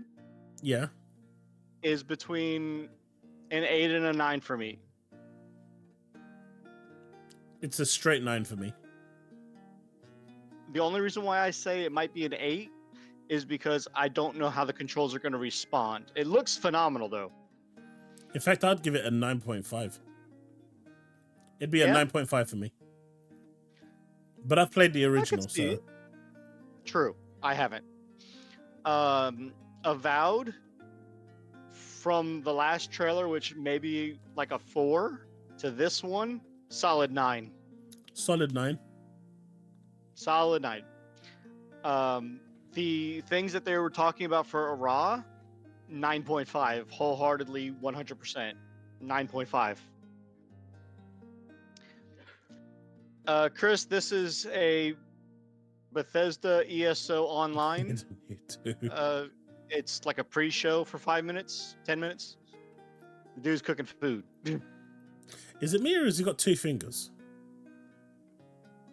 I think he's missing his pointer finger.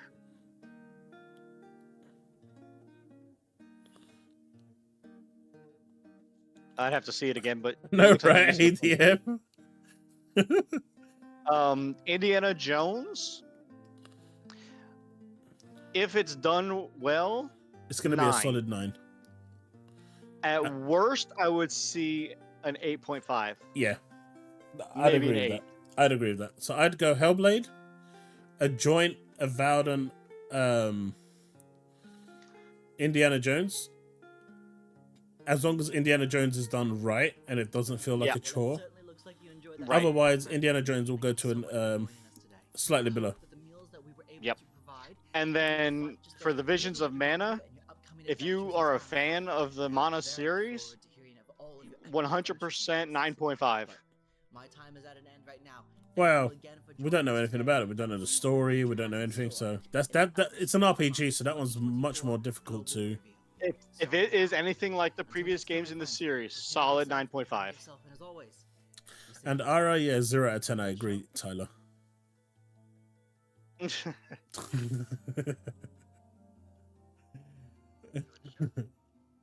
So stoked for Avowed, Indiana. Like, come on, drop them. I'm gonna have to buy that cookbook. Never say it. Get the wife to cook some food for me. Yeah, they are out of the ESO cookbook. I'm gonna have to make me more fat. Elder Scrolls universe, absolutely. Anyone seen the new Elder Scrolls mobile game, Castle? Yeah, looks pretty good actually. Have you played it? I have it set to download, but I don't know if it's actually downloaded on my phone yet. You can. I think it's already out in Philippines, so you can probably get the APK for that if you've got an Android. And of course, Red Dragon is spouting his nonsense again. Look, there are 3 people on Twitter who are even dumber than Reforge. That is true. Reforge is an idiot. I think we can all unanimously agree on this. But there are 3 out there that are even dumber than Reforge. Red Dragon is one of them. That guy is literally has brain rot syndrome. He is so dumb and thick that I don't even think that there's a word in the thesaurus that can describe his, low IQ. The second one, who uses Twitter to pay his rent because without it he's going to be homeless, is Unleashed. That guy is so fucking dumb that it makes dumb people look like a fucking genius. And then you've got the other one. I can install it. Oh, when it's available. Yeah. It let me install it, but it says it will when it's available. It's not available yet. Not for me, anyway.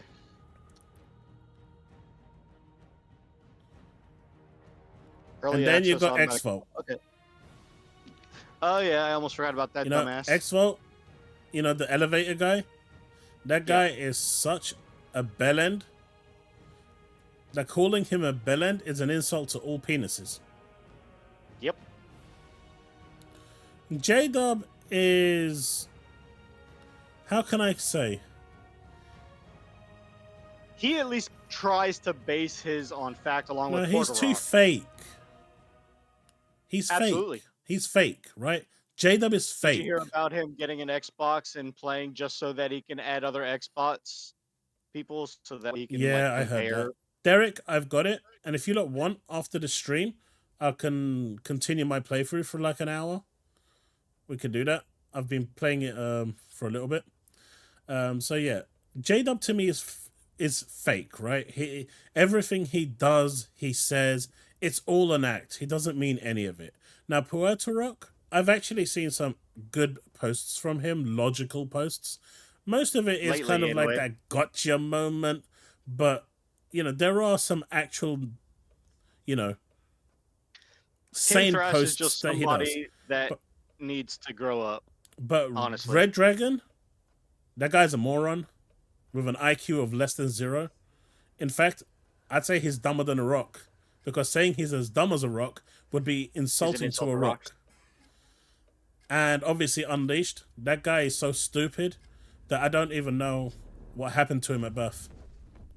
Because clearly just dropping him on the head wouldn't have made him that dumb.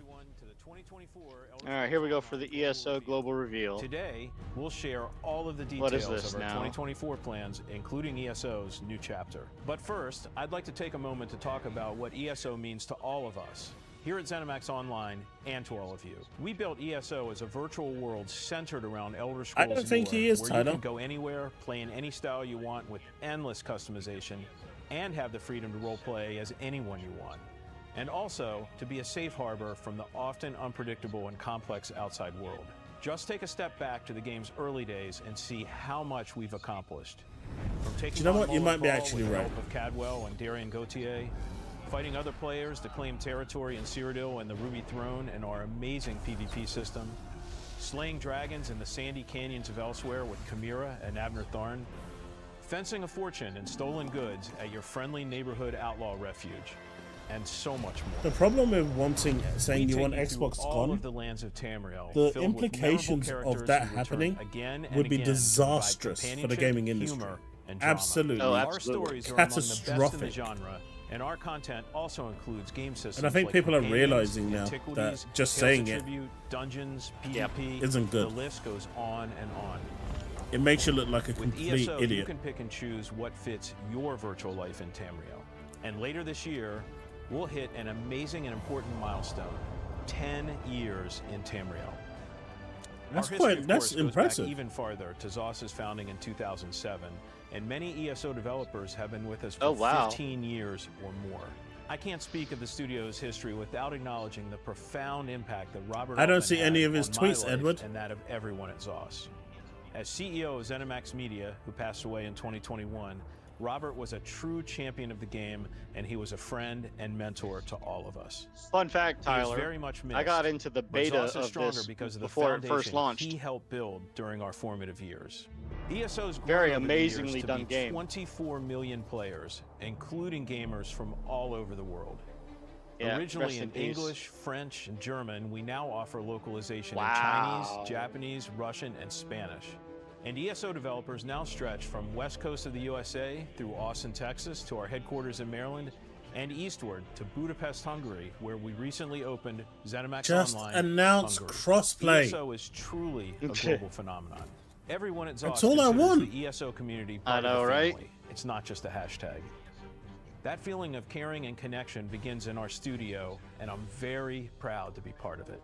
Remember that ESO launched in April 2014, but that was just on PC. It launched on Xbox and PlayStation in June 2015. Nah, betas never So, carry over. We're celebrating our 10-year No, they anniversary actually over made a 15 statement months in that's saying 2024 it and wasn't going 2025. to. Oh, that's not true. Expect community events around the globe. We announced the first of these already. It's in the Netherlands this coming ESO spring. actually made a statement Thank about you it. to everyone who signed up already.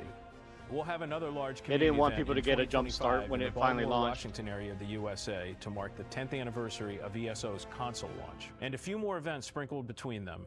We will post information on all of our anniversary celebration plans on social media and ElderScrollsOnline.com. The team has prepared special 10-year anniversary rewards for many of our in-game events happening in 2024 and 2025. Some you can start earning right now. Stay tuned for details. We're eager to celebrate and to kick things off in earnest in just a few months. I can't wait to see all of you at the in-person events. And now it's time to look forward to 2024's new content. ESO's newest chapter features everything that makes ESO special, exploring a region of Tamriel well known to Elder Scrolls fans, telling an amazing story that goes deep into the lore of the region, and adding a new gameplay with a system called scribing, which allows players to customize some of their abilities. The chapter is called Gold Road, and it takes place on the borders of Cyrodiil, Gold Coast, and Valenwood. So let's start the show and see all the details with the global premiere of the 2024 ESO Gold Road trailer. Enjoy, and see you in Tamriel. Okay. Impressive.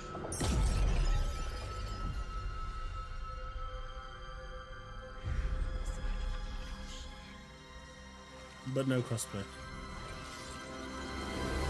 Not that we know of. Not yet, anyway. She should kick him off the side. Do it.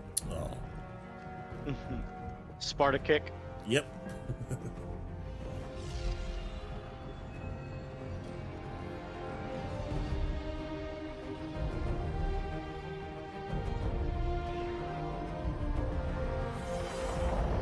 Final Fantasy 14 beta does carry over, by the way. Yes, it will. You will be on, for the beta, you'll be on restricted servers, but once the beta ends, you'll be playing with everyone globally. Yep.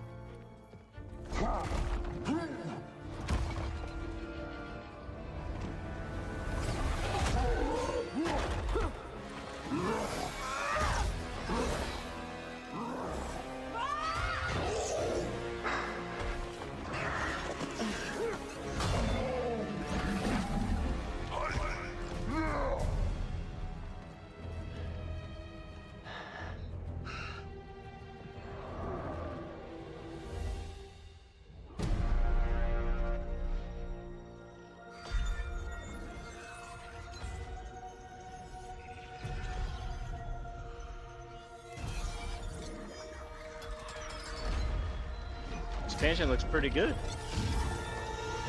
I mean, the CGI looks good.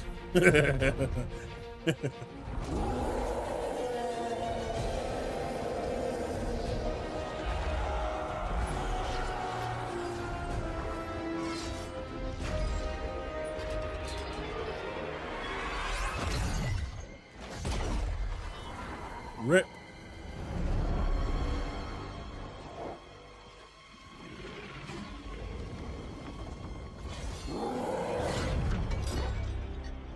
Looks like an Oblivion portal.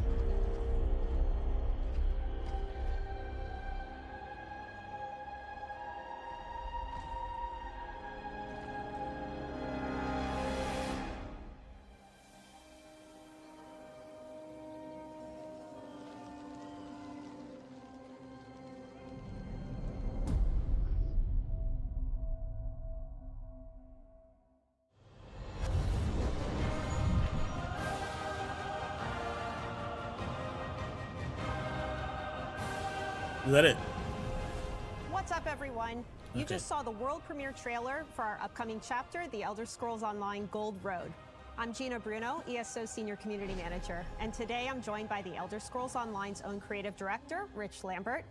Hey everyone, I'm thrilled to be back again for this year's ESO Global Reveal. Are you really Boy, do we have a lot of exciting things to share with you all. Oh no, I was asking if he was thrilled to be back again. Super hard on 2024's new adventures and features, and it's going to be another amazing year for The Elder Scrolls Online. Well, the truth is, the team's been working super hard for the past 16 years. And Rich, you and I have actually been here from the very beginning in 2007. I couldn't tell you, Tyler. I didn't get a good look at who it was. Wild looking back for sure. I remember I the could tell days you it of was an being able to angel. put the entire Does that count? team into a minivan and all go out to lunch together.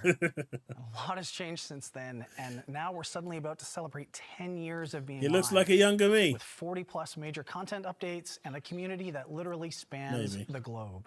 His forehead's a it's bit bigger than how mine, much though. we've done, and it certainly doesn't feel like 16 years have passed already. And now that we're looking ahead to what's coming in 2024, Dude, the more I look at that why don't you forehead, start the us more I off with see, an overview you know, an about this airport year's runway. adventure and story? Last year, we saw players explore the Talvani Peninsula and Apocrypha zones and delved into a story surrounding the Prince of Knowledge. Are they? Are they really going at it? Master the magic There was of the nothing Arcanist wrong with that Dev Direct. This year, we're inviting players to venture into Man, all I a can see is Colovian just region known as the Westweald. a supermarket, This region car spans the park, western an borders of airplane Cyrodiil to the runway. north and the eastern tip of Valenwood. And many I know Elder I'm Scrolls bad. players will probably recognize this location from Test 4 Oblivion. Westworld, okay. In our time, a dense jungle has suddenly appeared Where is overnight Skyrim based along the again? Valenwood border, and the whole region is suffering from a rise in attacks from a mysterious southwest new of that. kind of Daedra. So the new zone will be familiar for those of you who played Oblivion, but there's something big going on behind That's the what I scenes thought it that's was, causing Oblivion. all this chaos. We're doing something we've never done before in ESO, and we're introducing a whole called new it. Daedric Prince. That is a really big deal. It is, and we are really excited about it. The Gold Road storyline focuses on the return of a forgotten prince named Athelia. And it was great to be able to work with BGS to bring our vision for this new power to life. And we think folks are going to love Wait, what they we said created. Prince. In last year's Necrom chapter, we dropped a major cliffhanger. Mysterious forces discovered the existence of this forgotten Daedric prince, Athelia. In Gold Road, you'll discover that prince is now free with dire consequences for all of Tamriel. I don't want to go into too much detail yet because we'll be diving Indiana deeper into Jones the looked story like shortly, Gollum. but this is Jesus, really big, they're coping and hard. we are very excited to see how our community reacts as they learn more about I'm definitely going to be watching all of those ponies and their reactions to see what the hell they're talking about. But there's something else arriving. That'll be later with the tonight. Gold Road chapter that Matt Hey, if you touched see on those that our players have videos, been send them asking my about way, for a man. My long React time, schedule and has that's just opened up. Yes, Oh, and this is definitely something that the community's been absolutely. asking about for years at this point. This chapter's big new system, scribing, is a way for players to customize their character builds. It's our take on a precursor to the spellcrafting system. Well, as much as I want to stay more, I've got to go. Got my son to take care of. Yep. Thank you all for having me on the stream, and I look forward to being around more often. With scribing, so I into will the see everybody fundamental soon. elements of magic by unlocking special Take it skills easy, that they dude. can then customize. Thank you for having me, in many Chaos, different and ways. I'll see you everybody in the tomorrow. chat. You'll be Don't able to forget to hit change that like and things like subscribe the way a button down skill below. interacts with the world, And I'll see its you next unique time. effects, and more. There's also many ways to customize Pizza, bro. these unique abilities, allowing players to further tailor their builds to their unique needs. We'll go into a lot more detail on scribing a Make little bit video later, on and we'll ponies, have please. a lot more info throughout the year, but we're very excited about Oh, this they are system, and so it's really salty right another now. way players can truly play the way they want to play. Well, we clearly have a lot to cover throughout the show, so let's dig in. In the past, we've told stories that feature Daedric princes, emperors, and tyrants, heroes, and all sorts of legendary monsters. Since our launch in 2014, we've continued to add to ESO's legacy with new stories that build upon and even add to Elder Scrolls lore in all new ways. And this year's tale is no exception. So let's kick things off with the lead for this zone, Ed Stark, who is going to share more about the new chapter's main storyline, including the Forgotten Prince. Hello, Let's harvest the everyone. pony salt. Oh, it's going to I'm be great. absolutely thrilled to talk to all of you about the story and the adventures you'll experience in the new Gold Road chapter. I was the lead for the High Isle and Greymore chapters, as well as the Murkmire DLC, and I'm having a lot of fun adding to the Elder Scrolls universe. Every part of Tamriel is unique and has This its guy own looks emergent like- storylines, and Gold Road is no different. The Westweald region lies just east of the Gold Coast. Ruled by the Colovian Count Calantius, it is an independent nation allied to the Imperial forces currently I mean, occupying Spider-Man 2 nearby got Cyrodiil. went it for that is under photorealistic attack. look, and look how bad they did. Sweltering jungles replaced a third It of the wasn't even a Westfield great game. seemingly overnight. While the wood elves in the region seem friendly and as bemused by the situation as the Oh, yeah. displaced Imperials, That's Cat it. wants to find That's out what I was happened thinking and of how he can Tyler. keep from losing any more of his realm. The guy from Mole Cop. Surprisingly, Yeah. however, this Dawnwood jungle overgrowth isn't the most pressing. I was thinking, where have I seen his face before? And it's Morcott. Laramil the Wise, an ally of Hermaeus Mora, is back. She's investigating the reappearance of Athelia, the Forgotten Prince, who was introduced at the end of the Necrom chapter.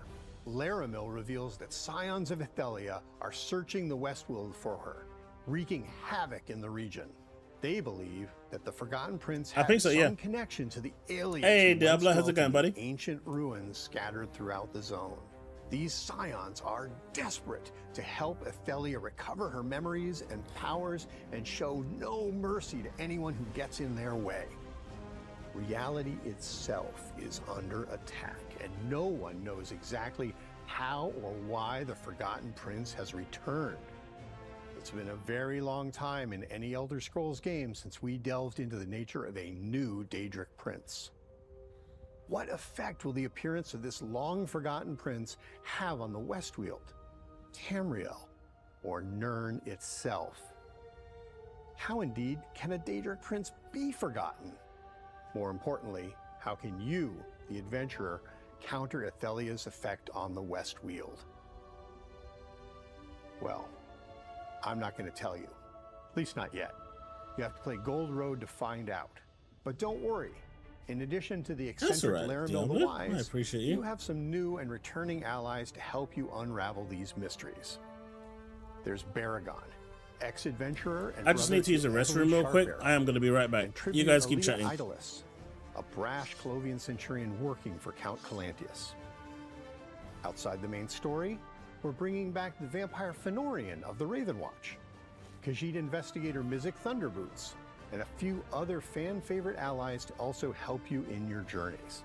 There's political intrigue rivaling the tales told in Orsinium and High Isle, supernatural threats on the same scale as Somerset and Greymoor, assaults on the Westweald as powerful as any fiery dragon attack in Elsewhere, or Daedric Dark Anchor invasions from the base game long ago. Players can choose how they progress the main story of the Gold Road as well. There's a non-linearity to the questline similar to that presented in Hrothgar and Necrom. You'll have to follow the threads to see just where they take you. And over everything is the threat of the forgotten Daedric Prince and her minions. There's something for everyone, all along the Gold Road. I'm looking forward to seeing how you fare. Good luck and happy hunting in the Westweald. Since ESO's launch, we've added a ton of new areas for players to explore across all corners of Tamriel and even the realms of Oblivion.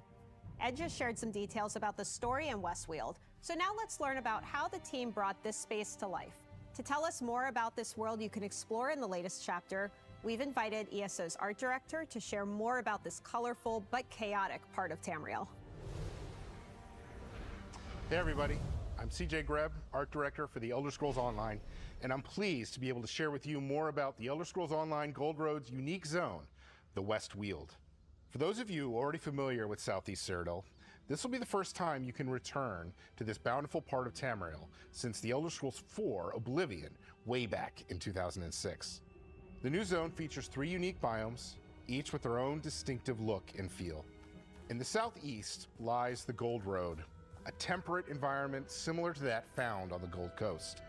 It is home to the region's capital city, Skingrad, the bustling center of the zone and linchpin for the Colovian Imperials who call the Westweald home. Towards the southwest, you can find the Dawnwood. Formerly part of the Westweald, this area is now home to the encroaching jungles of nearby Valenwood. In this part of the zone, you'll discover a dense wilderness climate inhabited by advancing wood elves from the settlement of Vashabar. In the north of the Westweald lies the Colovian Highlands, a mountainous region that is home to an imperial settlement and numerous Ayleid ruins. The Highlands' rocky soil and dry climate is ideal for the region's famous vineyards. When designing this new zone, the team wanted to capture a region undergoing a dramatic change. And generally, we try to make every zone in ESO feel unique, so much so that a player can instantly recognize what zone they're in merely by looking around. I mean, do you guys remember the problems Elder Scrolls had when it first launched? Bright colors of seasonal change. Highlights of orange, red, and yellow punctuate the Westweald, giving the entire region an autumnal feel. Classic Colovian architecture inspired many of the zone's structures. However, the Colovian Imperials of the Westweald are wealthy and cosmopolitan, so the art team imbued some high-end motifs and designs throughout. Although this of course changes the further from Skingrad you travel. As you explore the zone's rolling hills, rocky crags, bustling vineyards, you'll encounter many Ayleid ruins of various sizes and shapes, and have an opportunity to delve deeper into this part of Tamriel's ancient history. So what are you saying, chat? We got to have a little fun here as we consider Xbox, these Ayleid Elder ruins Scrolls less Online, spoiled than other similar Chaos, locations you may already have Clan. visited. As a result, there are structures We go raiding and together? architectural pieces of Ayleid culture you've never seen Is that before. what you're saying? Speaking of things you've never seen before, the dense, humid forests of neighboring Valenwood seem to have taken over a significant portion of the Westweald practically overnight. This consumption of traditional Colovian territory is cause of some concern for the Imperials, as you might imagine. Even more alarming is the Wildburn, a volatile area that separates the Dawnwood from the Colovian Highlands and Gold Road, comprised of sickened, magically twisted land and even more volatile beasts. While the land itself is changing, it is also under attack It's from a host 100% of him. new, unfamiliar foes. Daedra, never before seen in the Elder Scrolls, roam the countryside, including Hey, Shardborn Tibobo, and how's it going? aspects of Athalia that herald from the realm known as Mirrormore. And if all of that wasn't enough, the Wildburn has taken to magically corrupting the indigenous beasts of the land, resulting in danger around every turn. In the Westweald, we've created a beautiful world in flux, besieged by change itself. It's Imperials meet Wood Elves, meet Oblivion, and it's a world unlike anything we've created previously. We can't wait for you to explore it. I always love when we can share behind-the-scenes info about all the research and care that goes into creating a new zone. Rich, why don't you talk a little bit about what else players will encounter in Westweald? In addition to the main storyline, the zone contains new delves and public dungeons to explore, side quests to experience, and world bosses to contend with. Everything you would expect from a chapter. There's also an all-new 12-player trial to challenge your group, and the introduction of a new type of world event. And of course, there's all kinds of rewards that you can find in the new zone, including new item sets to loot and craft, unique collectibles to unlock, and special antiquities to scry and dig up, and a lot more. And of course, that's all in addition to the new scribing system. That's right. In previous chapters, we've added new classes like the Necromancer and most recently the Arcanist. We've also added new gameplay systems that we can. Indiana Jones was first person. It's kind of like first person and third person. Building card game, Tales of Tribute, even our housing and it's a bit of mix system, of both. and of course companion system, which allows you to bring an ally to fight alongside. It's a bit of mix of both. This time with Gold Road, we're adding a new way to further tweak your builds just how you want them. We know everyone's been waiting patiently for more information on this new system, so let's kick it over to Kira to explain exactly how it works. Play Your Way is one of Elder Scrolls Online's biggest pillars, and we're always looking to give our players even more ownership over their characters and their skills. For scribing, our system focus was around roleplay and choice. We wanted to give our players the power to customize skills to enhance their roleplay and have more agency in choosing and creating those skills that are right for them. With scribing, we've created a new ability for every weapon skill line, and a few more. Each of these new skills, or grimoires, has customizable elements that you can swap out to suit your needs while maintaining a fun and balanced experience. Every grimoire I'm not has a falling base asleep. function, the thing it always Although I am does. running on 3 hours sleep. For example, the new Bow Grimoire, Vault, has you shoot the ground with an enchanted arrow, creating an area of effect, and then backflip out of danger, enabling a quick, tactical fire and escape ability. But you can personalize it from here. Every scribe skill also has 3 script slots, a primary, secondary, and tertiary, which allow you to change the abilities. Derek, I specifics. 100% agree on that. Want to Games double like down Visions on of poison Mana or need to bleed? sell. Set one of those as the primary script of Vault, and now that's the damage type of its AoE. Primaries determine the main effect of the skill and its resource cost. But perhaps you're more of a ranged healer character.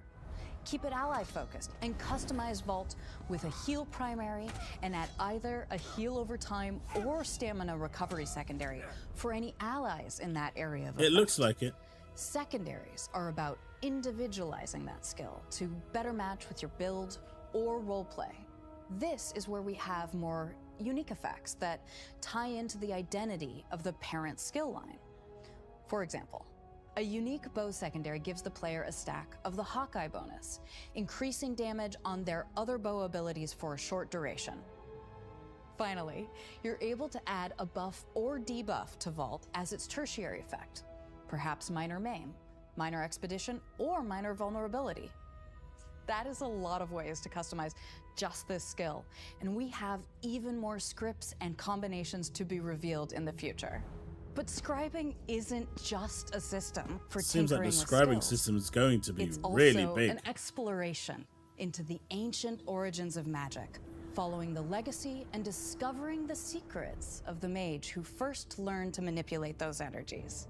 You'll need to own the Gold Road chapter to unlock the system. One more thing.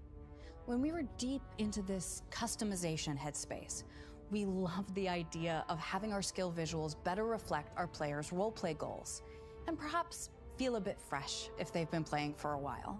When Gold Road and Scribing launch, we'll also be adding a select number of skill styles. These styles are color variants of popular abilities from weapon, guild, and world skills. Like Wall of Elements will have a new purple version, Trap Beast orange, and Mage Light a green option, so that when you equip those abilities, you'll be able to select which version you want to see. By the way, in Gold Road, I'm not so sure, Edward. all of these skill styles will be earnable as in-game rewards. We have a lot more planned for skill styling in the updates after the chapter 2. We can't wait to share more about scribing and styling with the ESO community in the coming months, and see what new metas, builds, and more come out. See you soon. And you just announced crossplay. Scribing looks like it has the potential to really I just want them to announce crossplay. I'm not We definitely asking for believe it much. will, and scribing gives our players a level Just of announce flexibility crossplay with their between builds Game Pass they've never PC seen and before in Game ESO. Xbox. The new customizable abilities can be used by any class, allowing players to maximize an aspect of their build or perhaps give them a new way to fill it Or is that out. already available? The system also provides a brand new I don't avenue think to it is. customize their visuals too. We know just how important fashion is to our community. Well, the good news is you won't have to wait too long to play, because scribing arrives with the Elder Scrolls Online Gold Road on June 3rd for PC and Mac, and June 18th for Xbox and PlayStation consoles. And it's available to pre-purchase now. You can visit ElderScrollsOnline.com for more details. So PC still gets it sooner. Now, as many of you watching might expect, this chapter isn't the only major release in 2024. There is a lot coming this year. We're kicking things off in March with Update 41 and our newest dungeon DLC pack, which includes 2 new dungeons, Oathsworn Pit and Bedlam Vale. These 2 dungeons will have you explore a training ground for the followers of Malakath and a secret vault within the demi-realm of Maelstrom. Both dungeons help set the stage for the upcoming chapter release and storyline. These dungeons will be available in normal and That's veteran just modes some and have their own nightmare hard fuel, mode man. difficulties with all the unique rewards you'd expect, including new item sets and collectibles. And as always with these DLCs, these new challenges can be purchased in the in-game Crown Store, or they come free as part of ESO Plus. If you want to first look at these new dungeons, be sure and tune in to our next ESO live stream, as we'll be joined by lead encounter designer Mike Finnegan to share all the details January about this 26th. upcoming dungeon DLC. That's not all we have going throughout 2024 either. Update 43, which is scheduled to arrive in August, will be another base game update similar to what we did in 2023, and that includes a host of bug fixes and quality of life improvements, with some pretty exciting features, including something housing related. And finally, Update 44 will close the year out by introducing 2 new in-game companions, and something we're not quite ready to reveal yet, but to all our PvP-minded players, Is it only digital? you might want to pay particular attention to this update. Well, you'll definitely want to keep an eye out for more information on our plans as the year progresses. Okay, we've gone over so much already, but as with any major chapter release, there's a ton That's of never in-game made any rewards sense you to can me, get when Edward. you pick up Gold Road. Let's find out more about the various editions and pre-purchase rewards for the Elder Scrolls Online Gold Road with community managers Jess and Kevin. Hi everyone, I'm Jess Folsom, ESO's lead community manager, and I'm joined by Do you know my what? At fellow community manager, $49.99, I Kevin think Foley. We're here to tell that's you not a little bad, more though. about the new Gold Road chapter. At least they're not its charging you editions, and $70 for a pre-purchase digital. rewards. Thanks, Jess, and hey everyone. As mentioned, the Elder Scrolls Online Gold Road arrives this summer on PC and Mac, and on Xbox and PlayStation consoles. However, you can pre-purchase the chapter right now on ElderScrollsOnline.com and unlock in-game items, which we'll cover in just a minute. But first, let's talk about the different versions of Gold Road. Right. Depending on your history with the Elder Scrolls Online, there's bound to be an edition of Gold Road that suits you. If you're I an think existing the original player, was like upgrade 15 hours versions long. may be just right. But for a If you're game new like or that, returning it's player, kind the of... collection might be a good fit. About 15-20 hours. It For a includes game the like that, I ESO think base it's fine. game, all 7 previous chapters. It doesn't need to be a Gold Road chapter a at launch. 500-hour game. That means the collection will allow you to begin your adventures in Tamriel right now, and play the new chapter once it launches. Both the Oh, Gold that is Road cool. upgrade and collection That is cool. are also available in deluxe editions, which includes a bounty of additional in-game items themed around That is the damn West cool. Weald and Buy the Skin-Red latest one and regions, get all the including others a free. unique pet, memento, That's outfit style, that's amazing. emote pack, and first of its kind mount, all of which are granted at chapter launch. Whichever edition of Gold Road you choose, there are several pre-purchase rewards you can unlock. Yeah, that's These exactly what they're include saying, a Tyler. striking new costume, pet, and crown crate delivered at launch, and instant in-game access to the spectacular wolf mount. For a limited time, if you pre-purchase Gold Road, you'll get instant access to this matching wolf pup pet, so don't miss out. You can pre-purchase the Elder Scrolls Online Gold Road right now on ElderScrollsOnline.com or select retailers for PC and Mac, Xbox Series X and S, Xbox One, PlayStation 4, and PlayStation 5. Of course, we have a lot of exciting releases, in-game events, and community fun lined up for the Elder Scrolls Online between now and chapter launch too. You'll be able to explore 2 new dungeons launching along with Update 41. You can get a first look at these new dungeons and Update 41 by helping us test it all on the PC and Mac public test server in just a few days. Nice. Then, this spring, ESO will introduce the prologue quest for Gold Road. This free quest line sets up the events of the upcoming chapter and is available to anybody who owns a copy Not of really, Elder Tyler. Scrolls Online. They're playing it, If right? you'd like to check out some of ESO's past DLCs and chapters for free, then now is your chance with the ESO Plus free trial, live right now on all platforms. There's also a ton of fun in-game events lined up over the next few months, including the now live Guilds and Glory celebration, then the White Strikes Mayhem PvP event, and of course, the fan favorite I need to Justice see Festival. receipts first, Eternal. Starting right now with the Guilds and Glory celebration, you can earn the Moloch Ball Illusion Imp Pet, as well as its morphs over the course of 2024. It's the perfect companion to get you in the celebratory mood as we head into the incredible 10th anniversary celebration for the Elder Scrolls Online. To learn more about this year's morphing collectible, check out our preview article on the official ESO website. We've grown in so many ways since ESO first launched. With international community managers across 15 unique territories and 7 officially lot of supported community languages, managers. this massive celebration of ESO and its community is our biggest one yet. And it will include The many developers in-person direct was events around the amazing. world. We're just watching the Elder Scrolls As Matt mentioned online earlier, the fun kicks reveal. off with our first in-person event in And, Amsterdam, it's not bad. Netherlands, and continues all the way into 2025 with our largest in-person event in the US yet. We hope to see you at one of them. Check ElderScrollsOnline.com for the details on our upcoming Q1 Dungeon DLC, the in-game events, and our 10th anniversary plans. We have big things Did ahead. Gollum really not win? We can't wait for you to join us as we celebrate Oh 10 shit, amazing years of the 51%. Elder Scrolls Online. Let's together. go! All right, so let's recap. We've revealed ESO's upcoming chapter, The Elder Scrolls Online Gold Road, and shared what kind of adventures and features you can expect when it launches June 3rd for PC, Mac, and June 18th for Xbox and PlayStation consoles. I mean, the This poll includes is a still new up. zone, the Clovian The region poll known is as going to the be West up Weald, until which is I a finish the storyline stream. that features the return of a forgotten prince, Athelia. And of course, the brand new scribing system, which allows you to unlock and customize special skills for all your characters. And don't forget, ESO Gold Road is available for pre-purchase today. We've got a lot planned for ESO's 10-year anniversary, which includes a host of in-person events, starting with the ESO 10-year celebration in Amsterdam this spring. Make sure to RSVP if you haven't already done so. From all of us here at ZeniMax Online Studios, thank you for watching. Keep an eye out on our social channels and I love no such thing for more information on everything we've covered today. And don't forget to tune in next week for a first look at Update 41. We can't wait to share more details with you on the upcoming Gold Road chapter, anniversary celebration, and more later this year. Thanks again for joining us today, and we'll see you all next time.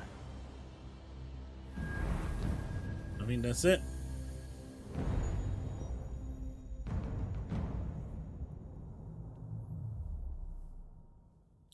Me fudge numbers? How did I fudge numbers? I haven't even voted.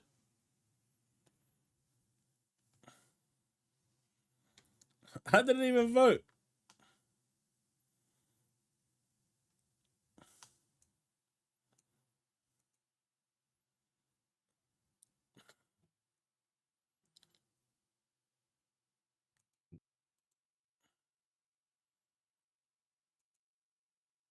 All right. That seems to be it. So, what's going on over here? 105 posts. Okay. Was initially disappointed that it's first person, but the game seems to be oozing charm and quality. Looking forward to this. Damn straight. Short and sweet. The best thing from the Xbox Direct was Indiana Jones for me. Definitely hyped for what Machine Games is doing for the IP, and they haven't missed for me. Day one grab for me. Hellblade 2 is similar in length to the first game. Yeah, it's about 15 hours for me. And will launch digital only at $49.99. That's a little bit of a shame. For physical, but you get told digital is better for the environment. Hellblade 2 should get a physical release. I agree. Or at least go to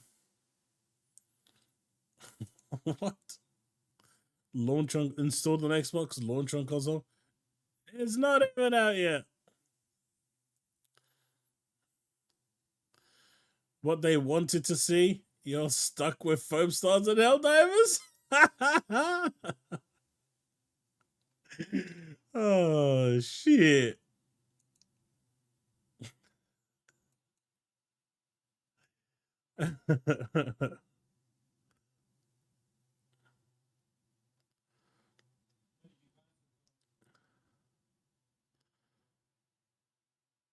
Indiana Jones looks really good. Honestly, going third person would have put a, oh, this is just like Uncharted, and I can see why the devs chose not to go that route. I agree. Xbox with Game Pass has me covered. Gulf War, Ara, Hellblade, Indiana Jones, Avowed, Visions of Mana, Palworld, Flint Rock, Towerborn, Stalker 2. That's a cracked year.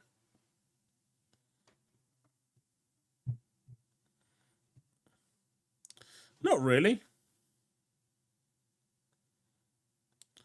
Because the from what we've seen, when you're climbing and stuff, it goes into third person. So it switches between first and third, depending on what you're doing.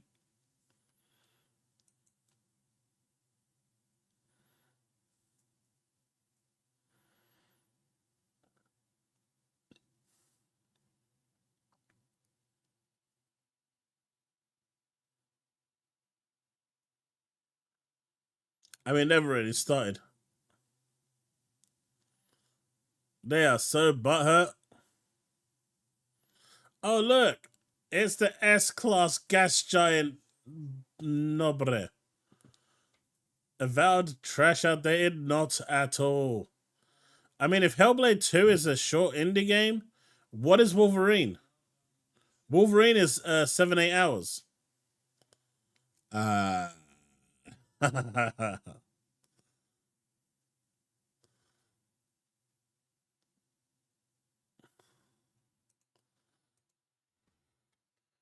So much salt. You know, you just called Wolverine a small indie game as it's the same length. Difference being Wolverine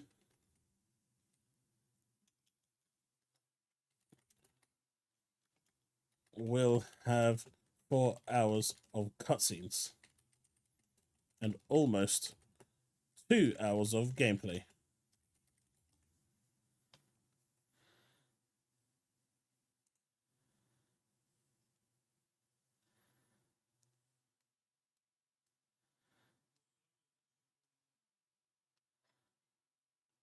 Who knows? I think this looked alright.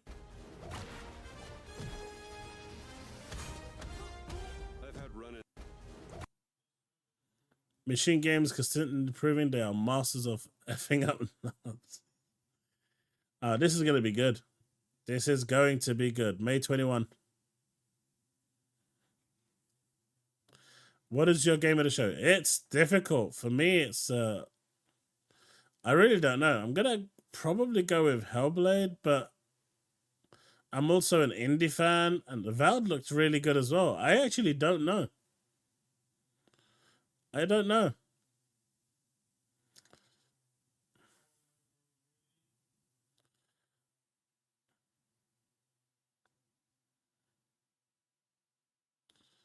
I don't know.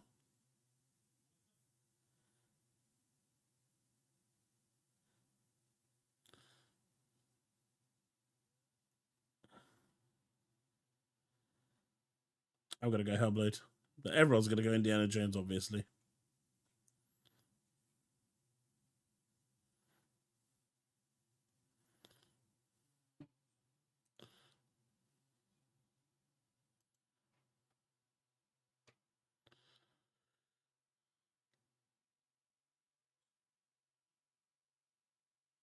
Okay, so the update for Starfield has gone to the Steam beta. That's good. Has confirmed that Hellblade 2 will be a digital-only release priced at $49.99, and it will also be similar in length to the first Hellblade.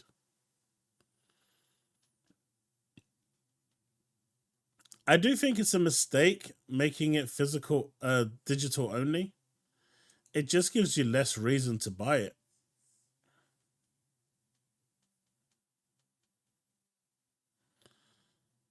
I mean, if you've got Game Pass, it just gives you very little reason to go buy it if it's just digital only. So I think they've shot themselves in the foot with that one. Hope you enjoyed our second Developer Direct. A lot of time and passion went into this. Great way to kick off 2024 with some of the great games coming to Xbox and PC. Everything we announced today from our 4 studios and surprise guest Square Enix. Hellblade 2, those graphics, $50 and twice as long as the $70 Spider-Man 2. J-Rock got invited to the Iron Lords podcast and left King's message on unread. Dude was scared. I really liked Indiana Jones PS5. I think it looked really, really good. Tough to choose between Indie, Avowed, and Hellblade. I think they all looked great. Diablo, yeah, I agree. How are you not blocked by Jez? I thought everyone was blocked by Jez. Easy. I just don't see anything out of turn. You are killing them on Twitter, bro. They should always offer a physical edition, pre-order only from the... I think, sites like Limited Games Run, 8-Bit, and now there's a couple of others that are starting to pop out of the woodworks. I think they are going to start to become more prominent. The problem with physicals, and this is the big issue with physicals, and I get physicals are nice, but they are a money loss for publishers. Because after you've finished with Hellblade that you've bought physically, if you don't want it, you go and trade it in. to buy something else. That's really good for you as a consumer. There's no downside to that. For a publisher, if I didn't go and buy that second-hand game that you just traded in, they get nothing from that sale that I've just made. Only the second-hand store makes, more money. Therefore, they want that money. Now, if there was a way where they could monetize second-hand games, there'd be more physicals. But right now, because they can't, it's why they're moving away. Because they must lose a fortune on second-hand games. I mean, if you look at Spider-Man 2, there's hundreds and hundreds of them here in the UK in Computer Exchange. Between two stores alone that I've seen, there's over 150 second-hand copies where people finished it day one, went and traded it in for maximum profit, and were done with it. So the next person that comes in and buys it, that's 150 copies from two stores. If they were to sell all of that, that's an enormous amount of money Sony's lost.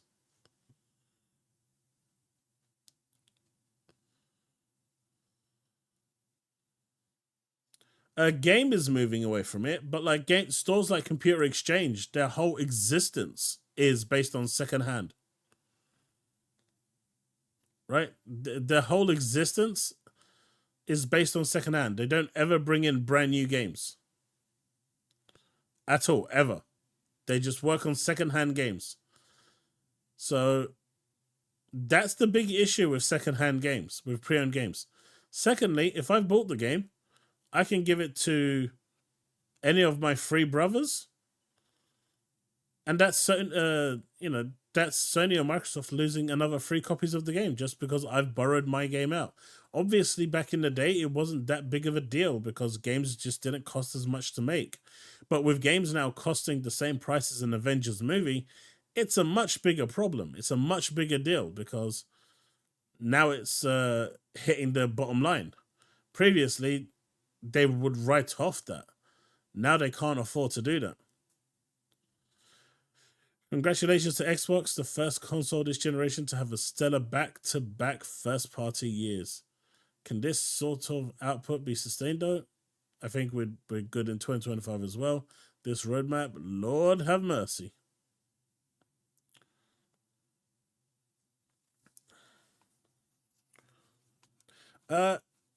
That's completely irrelevant, Edward. Even if it was a 20-hour game, they would still trade it in, right? There are loads of people who trade it in. Like every game that I see in there has from A to Z has a trade in already. Final Fantasy 16, 7. They've got like loads of stock of people just trading those games in so they can buy the next best thing. And so all of that is money lost. And they don't want to lose that money. They've had enough. This person is so weird.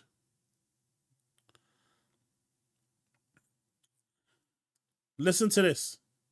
This is the PlayStation CEO. There is computing. Users will be able to play their favorite games seamlessly. Gamers will be able to find a place to play in different spaces.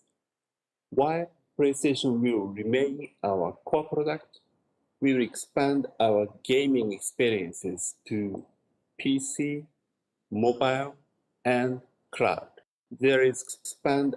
Hey, Extinction, it's nice that you just came in. I want you to hear this as a pony. Product. We will expand our gaming experiences to PC, mobile, and cloud. There you go. You're third party, my boy.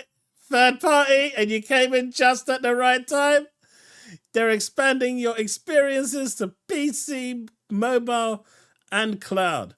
You've become third party too. What a guy.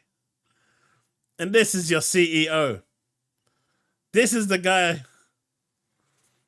Calm down, man.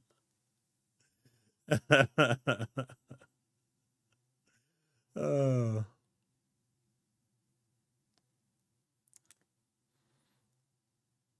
They're multi-platform now. They're releasing on everywhere. And ain't they third party anyway, Derek? They've got Destiny on Xbox. They've got Marathon on Xbox. They've got MLB on Xbox. Why aren't they third party?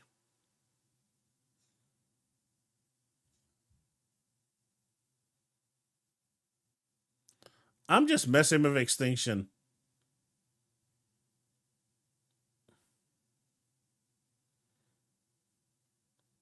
I mean, there's 3 games I've counted you there that are already coming. One of them is coming to Xbox as a brand new game. Opera Eats Up My RAM? It's supposed to do the complete opposite.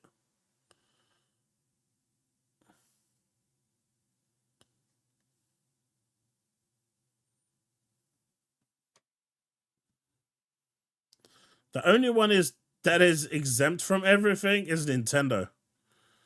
Nintendo is just weird, man. They can do whatever they like, and they're free.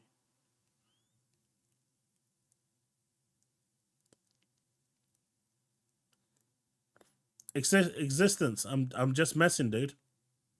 Extinctions.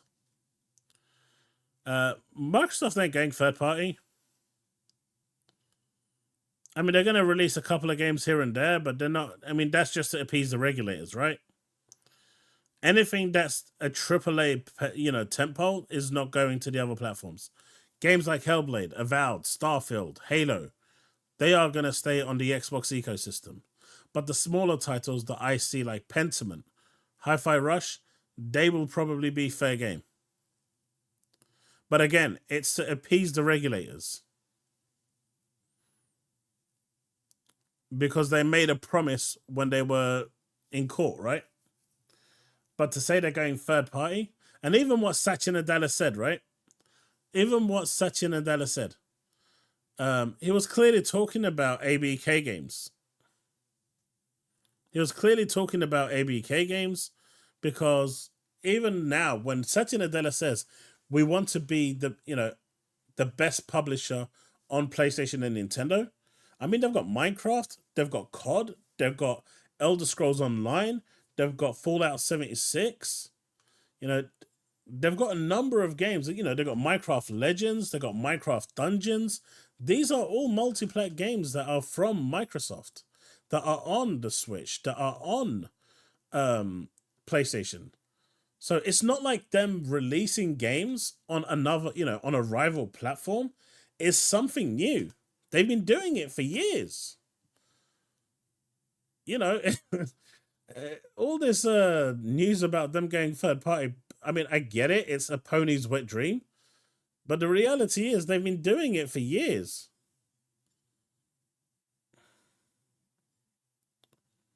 Exactly, Edward. When you say a case by case, you kind of have to follow through.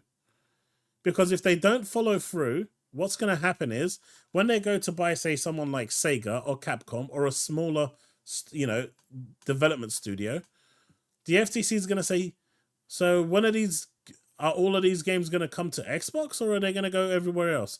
And if then Phil says, well, it's a case by case, then they're going to say, but you said that about the last one and you haven't really followed through with that. So we don't quite believe you. So there's a lot of that. I think 90% of ABK games will be on PlayStation. Now, after 10 years, when those, written contracts are over, what's going to happen then is, say for COD, you're going to get exclusive operators that won't be on PlayStation. You're going to get exclusive game modes that won't be on PlayStation for about maybe 6 months to a year. Because the parity clause within those contracts will have ended. But until then, everything's going to remain identical for COD. But after 10 years, once that 10-year contract is up, the games will still be on PlayStation because Phil gave his word under oath to Judge Corley. So that can never change. Although one can argue that the wording used could potentially actually make him not release the games. But, if he's going to honor it, which it seems like they've been doing that a lot lately, I'd say he's going to release the CODs on there. But after 10 years, you're going to be seeing changes in the versions. It's no longer going to be on parity. You're going to see the Xbox version coming with these extras and this exclusive and that exclusive to kind of turn around to tell people. And, you know, all the marketing rights now belong to Microsoft. So once Sony can't even, you know, release bundles with Call of Duty on there anymore. So all of that is gone. So Microsoft are going to be in a much, much favorable position this year and in even stronger position with COD in the next 10 years. They don't really need to take COD off PlayStation. With the marketing on its own and the exclusive features that they'll be eventually adding, they'll own it.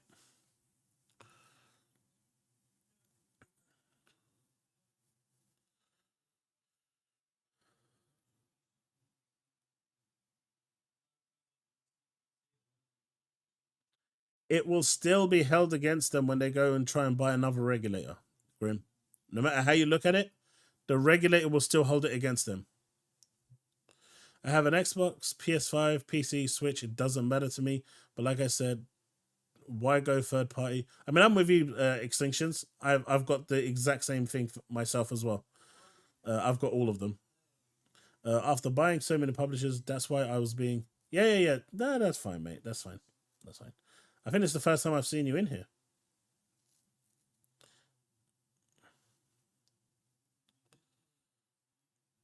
If anything, Sony will with their lineup so far this year.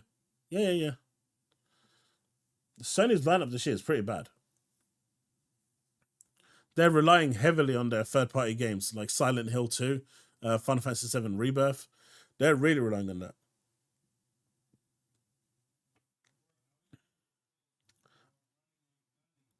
What's going on with people's RAM sockets? I must have missed a lot of that. Switching out RAM, you just pop it out and pop it back in. Yeah, don't go soldering RAM onto the thing. You don't need to. Even the mobile laptop RAM is easy. Just pop it out. Just got home from work. Haven't seen the developer direct. JGRO, it was great.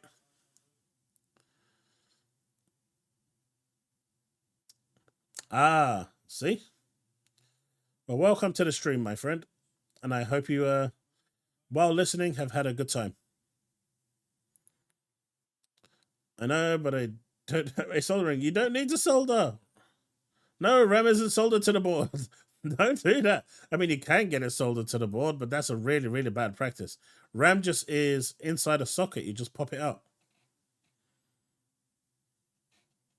Foam Stars, now a timed exclusive, now has a chance to be a hit when it expands beyond PlayStation. I think Foam Stars has a really good chance to be successful. But I think limiting it just to PlayStation is going to hurt it a lot.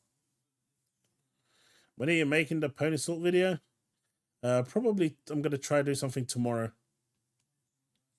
I'm exhausted today, and after coming back from the hospital for my physio, they really did a number on my shoulder. At least I know what's wrong with it now, so we can start mending it.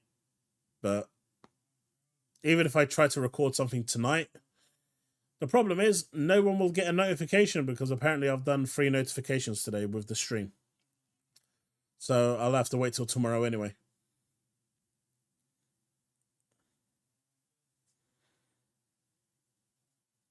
I'd still need the right tools to work the screws though. I mean, just a screwdriver set to open the bottom, right? Nothing crazy.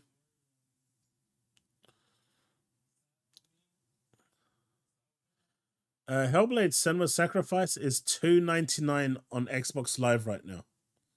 It's also in Game Pass, but $2.99 is an absolute steal for anyone that's looking to buy it.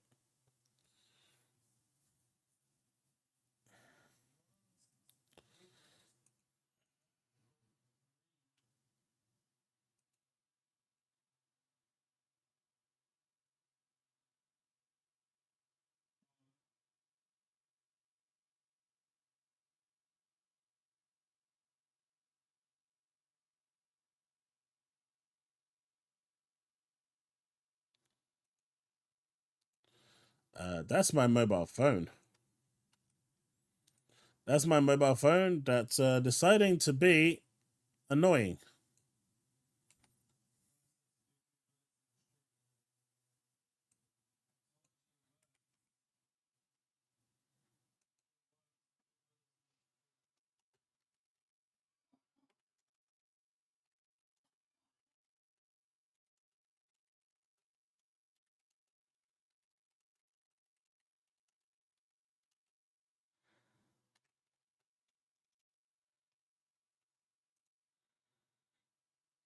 What's your views on AI?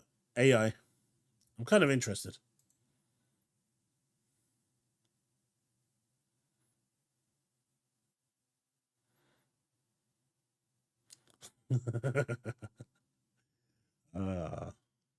Good, good.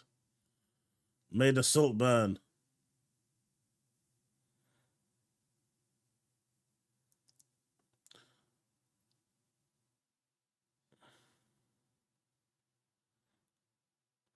I agree, existent.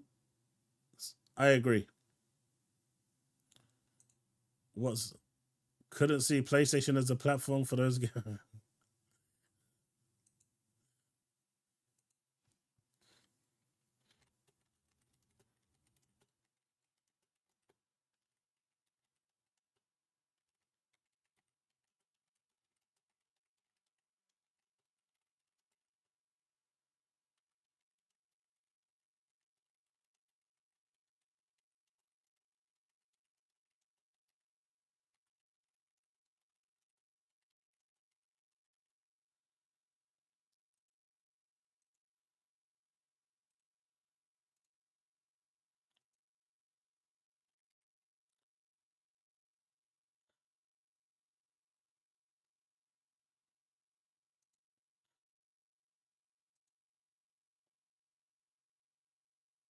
Yeah, that works.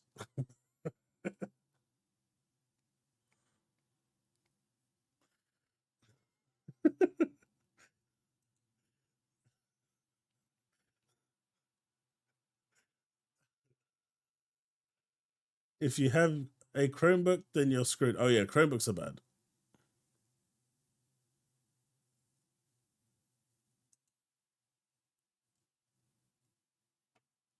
What's this? You don't imagine Xbox might not.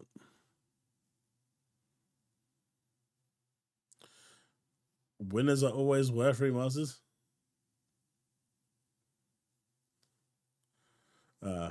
What donuts? Donuts.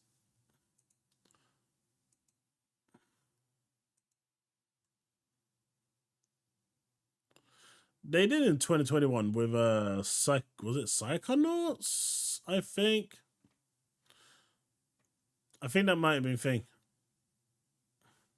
But I guess now with a Blizzard Activision they have, but prior to that, I think they got nominated.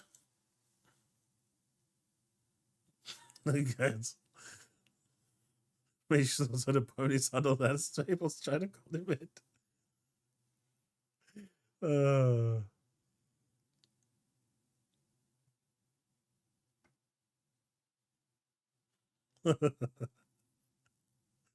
All right, what are we doing, chat?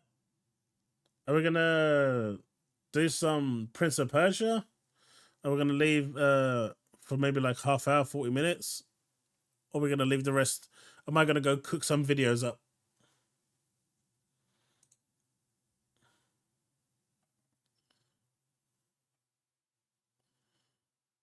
What is that? Is that a scorpion?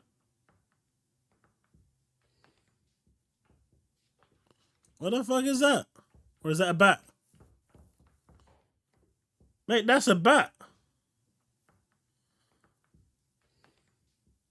Mate, that is nightmare fuel trying to come in. Fuck that.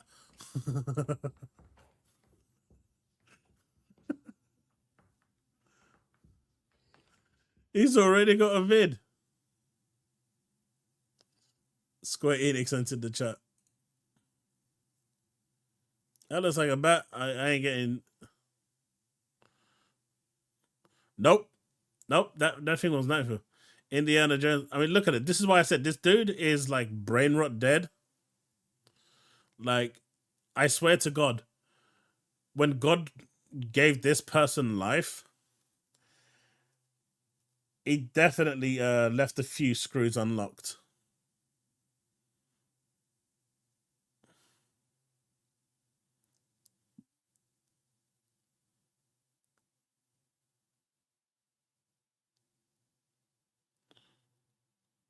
I do not see any problem with Indiana Jones being first person.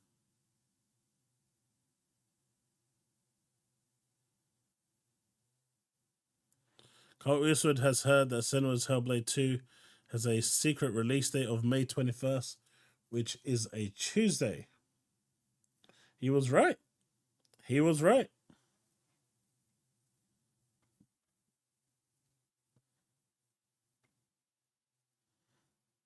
How about Jamala? I don't do any of that and I just go my own way.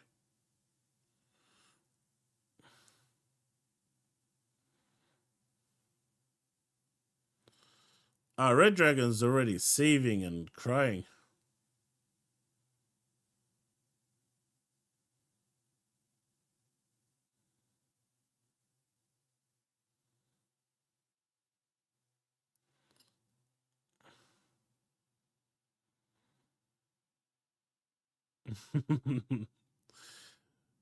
Does anyone get the context of that word sizzle? So Colin Moriarty, or whatever that idiot's name is, he basically, during his podcast, called all the creators out there idiots, sad, pathetic morons for creating key art, fan art, for creating sizzles. And he said, who does that for a $1 trillion company? When people were just doing it because they're happy with the console they're using, they're happy with the brand, and they just want to, show their creations. So Microsoft decided to troll him a little more. No, you really don't have to. Just buy an Xbox.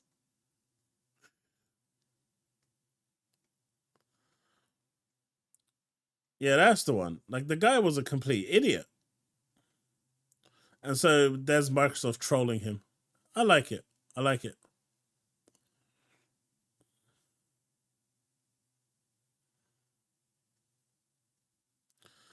Did you not catch Todd Howard there stealing? I think that was good.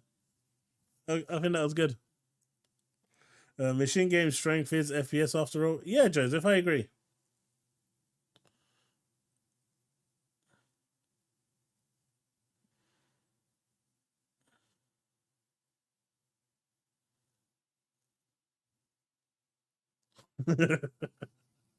it's just hilarious. I saw that during the when he actually streamed it. He popped up, took it, and off he went. That was brilliant. That was class act. I like it.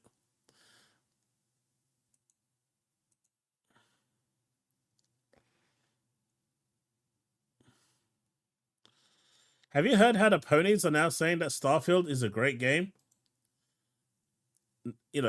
Because they think it's coming to PS5, Starfield suddenly became a good game.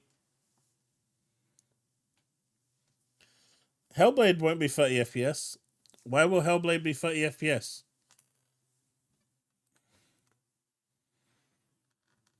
What makes you think Hellblade will be 30 FPS? All the footage we've seen from the Series X makes it look like a 60 FPS.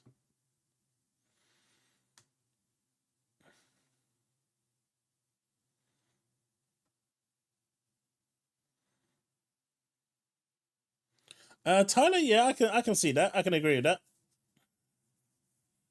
I mean, they want Starfield like crazy right now.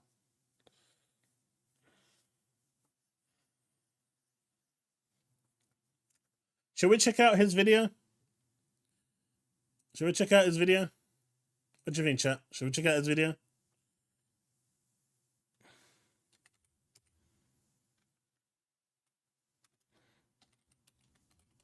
I don't know. I can't stand his voice. I really don't like his voice. What's up, gamers? Dreamcast guy here, talking. Jake,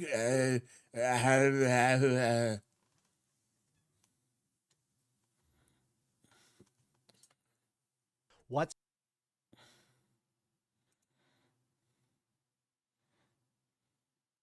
you know, why is that there? I've just noticed that, you know? I actually only just noticed that. Why is that there? None of you mentioned it during the stream either. I didn't actually think it was there. Let's see.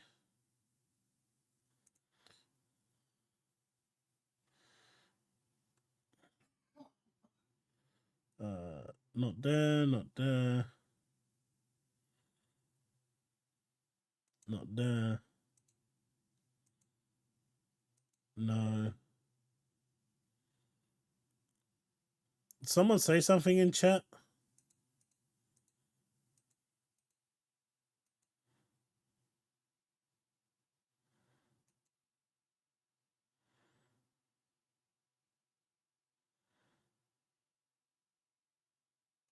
There it is.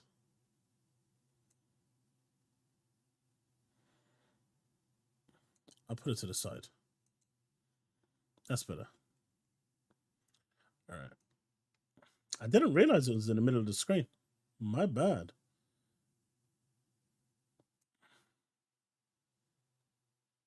Derek, why'd you get booted? I didn't boot you, buddy. It wasn't me. Mate, Reforged is on a whole new level, man. No one can contest with Reforged. Actually, Unleashed can. Unleashed is just, I don't know what to call him. I reckon, you know, Unleashed is the reason why we still haven't got alien life on this planet. What's up, gamers? Dreamcast guy here, talking today about the Xbox Developer Direct because I genuinely believe that he is the sole reason, you know, him and Red Dragon are the sole reasons why we don't have, you know, aliens coming over to this planet, because they must see the amount of bullshit that they post on social media every minute of every day and just say, you know what, this civilization just hasn't advanced enough. And they say, right, we'll come back in another 50 to 100 years to see if, you know, life has actually advanced, because it probably hasn't gone past the I can't even say the word properly right now. But you know what I'm trying to say.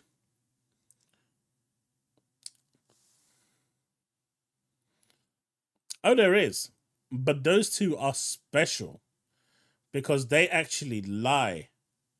Like, Unleashed decided to take what Larian said, twist his words.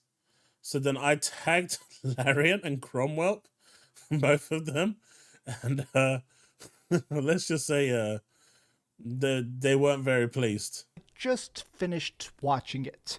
This was roughly 1 hour of major upcoming Microsoft stuff, including sounds like it's about to gameplay, cry. release dates, dev talk, combat. I mean, it was a huge exploration of the next 12 months. Does it sound like he's about to cry, or is it just me? I'm genuinely curious because it sounds... Dude, Unleashed doesn't even... Look, the reason why I say that the king of losers is Unleashed, if you look at Reforge, right? Reforge has an Xbox Series X. He has a PS5. He has a PC, even though it's not a very powerful PC. He has one. If you look at Red Dragon, he has a PS5, he has a Series X, and I think he has a PC. But if you look at Unleashed, and this is why I say he is the biggest loser of them all, my dude is capping for a console he doesn't even own. He doesn't have one. Like, how pathetic does your existence have to be? How sad does your life have to be for you to actually go out there, fight for a brand who doesn't recognize you, doesn't see you, doesn't offer you fuck all? And you don't even have the console to actually cap that you're capping the games for. My dude is sitting there jerking off to Final Fantasy 16 and he can't even play it. My dude is over there, you know, circle jerking Final Fantasy VII Rebirth, and he can't play it. He's there cheering off Spider-Man 2, and he's going to other people's houses looking through their windows just so he can get a front row seat to see how the game plays. Like, when I say Unleashed is the saddest of them all, there's a reason I'm saying that, because he's capping for something he doesn't even own. That takes a special kind of, you know, sad fuck, man.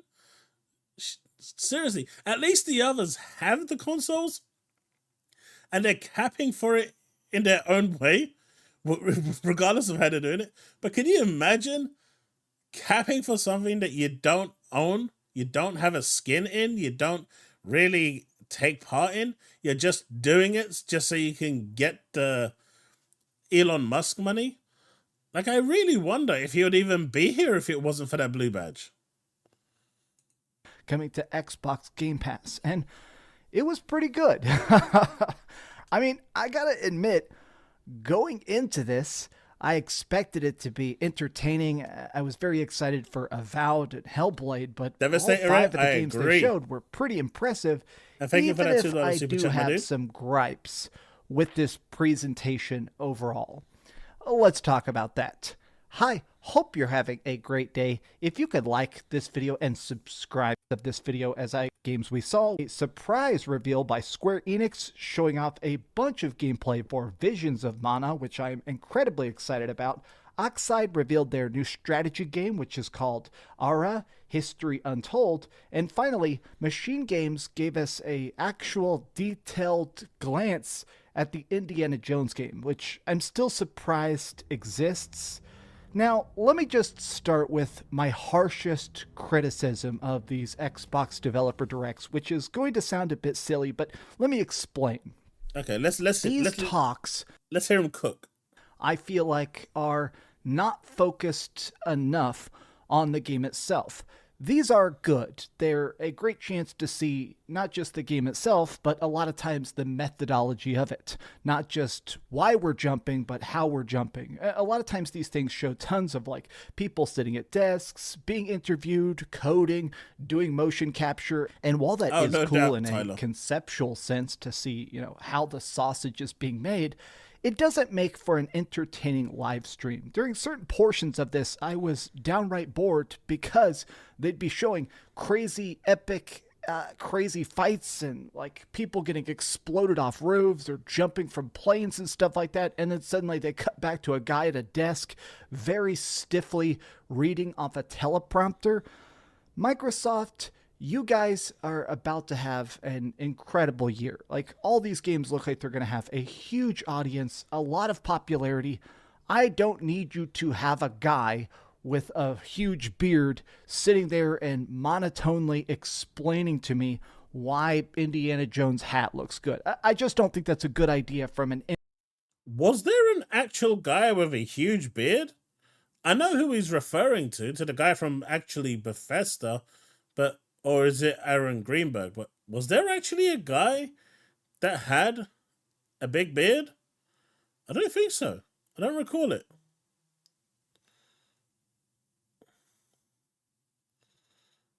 I know, Tyler, I know. Entertainment standpoint, you know, as a viewer, I just want to see the damn games. But speaking of, let's go through this in numerical order and actually talk about each of the games they showed off and why they really did impress me, starting with Avowed. This is an action fantasy RPG that's being done by Obsidian Entertainment. These people know RPGs. They are people that did Fallout New Vegas. They've done a lot of stuff that's very well known, very well loved. So this project, it definitely seems more actiony than their typical RPGs are. It almost kind of looks like Skyrim combat, but in a much more updated sense. I actually really liked the way that the fighting looked. They have this quick swap system where you can switch between magic, ranged, and melee, having these loadouts. So are you saying I need to have a shave now, Devastator, so I don't get called by him anymore? But it's a developer event. Why be pissed about the devs talking? I don't know. I mean, it's in the name that the developers are going to be at the forefront of showcasing stuff. You can make a different style of like, all right, I want to have pistols or double wands or a huge two-hander, and in the middle of a fight, you can switch between them instantaneously. Watching that actually happen in these fights to me just looked like the next evolution of classic Elder Scrolls. It's something where you're fighting cool monsters and in very beautiful, very colorful vistas. They've said there's going to be different biomes like snowy areas and volcanoes and stuff like that. And so all of that looks good. I think the combat, though, it's cool to just be swapping between ranged and melee depending on the kind of enemy. Avowed looks incredibly freaking fun. It's not coming out for a bit. They just have a vague fall 2024 release date. But, I mean, right off the bat, that's probably my game of the show. I mean, the other stuff looks good too, but Avowed, that is exactly what I want in a game. Now, next up, they showed off Hellblade 2 Someone Senua's wanted Saga. me to listen to it. Now, this reveal, this gameplay was great, but the more the developers talked about it, the less excited I got. Mostly because this seems like it's going to be a very tiny experience. They said that this is going to be a short narrative title. It's going to be something that's going to be roughly the length of the first game, which, remember, was only about 7 hours long. Now, that isn't necessarily an issue if you're trying to tell a very concise, tight story like the first game did. I mean, that's not a flaw, but as soon as it just feels weird that in a dev talk being like, hey, this game is under 8 hours long, you know, that's a bit strange. I'm going to be playing this on Game Pass, so I mean, I guess I'm kind of getting it for free anyways, but they're very clear that this is going to be very... I like how he threw that in there, like, I'm not giving Microsoft any money when he's giving Microsoft money with his subscription.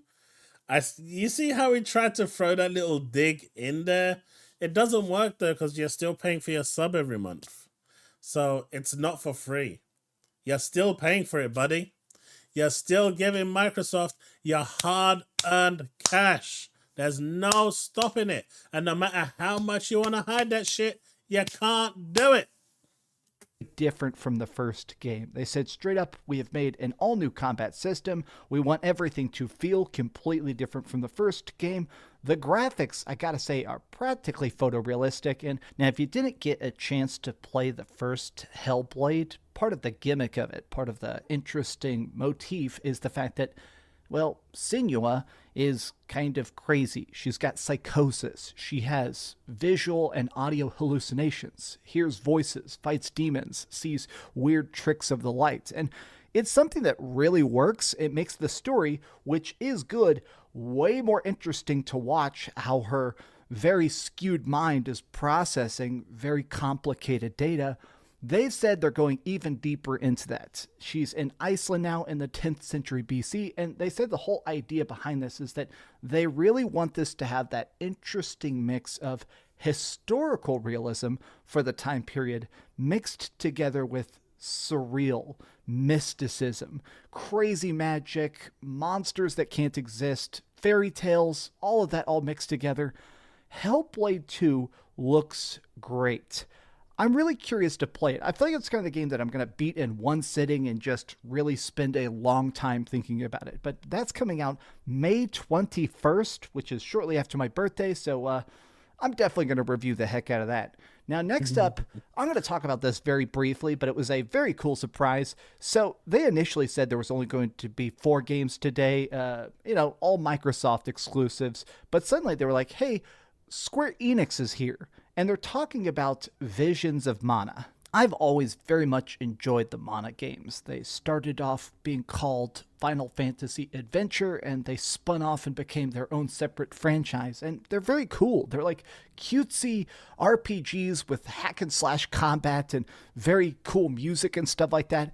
It's kind of wild to see Visions of Mana because it's just exactly like the old school games. A lot of the original creators have stepped in to help out either as like project leads or oversight or just approval to help the new team and younger talent stick to the vibe of the original game. That's so cool. I love Mana. This is coming summer 2024. I am so ready for it. How's it going, my dude? People, I know typically you guys don't buy RPGs, pick that one up. Support Square Enix making something that good for all consoles, right? I mean, that's kind of the thing. Vote with your wallet. Now, next up, here's the one game I personally did not like at all.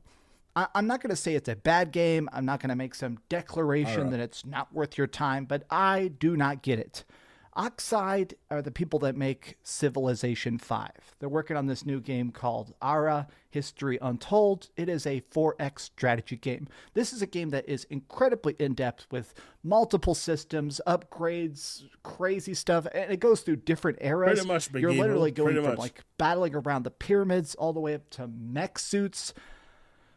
Like no worries, 4X fans, which means like strategy, world building, resource. I'm sure those people are going to be incredibly happy with this, but me, hope you got some good as rest, the kind of guy that isn't into strategy games, I just didn't find this to be entertaining. Like sometimes I'll see like a game that's outside my typical comfort zone and it looks so good, I'll give it a shot. This to me, seriously not my cup of tea, but I'm sure the people that are into this are going to be incredibly happy. I mean, it's like I was saying earlier today, when we actually saw it live. I personally don't get Ara. It's not my cup of tea. But you saw POWERBOSS, who was here with me earlier, and he was all over it. That dude was super excited for that game. It's right up his street. It's exactly what he wants. And he was over the moon. So, you know, there are games you like, and then there's, you know, genres you don't. It doesn't have to appeal to everyone.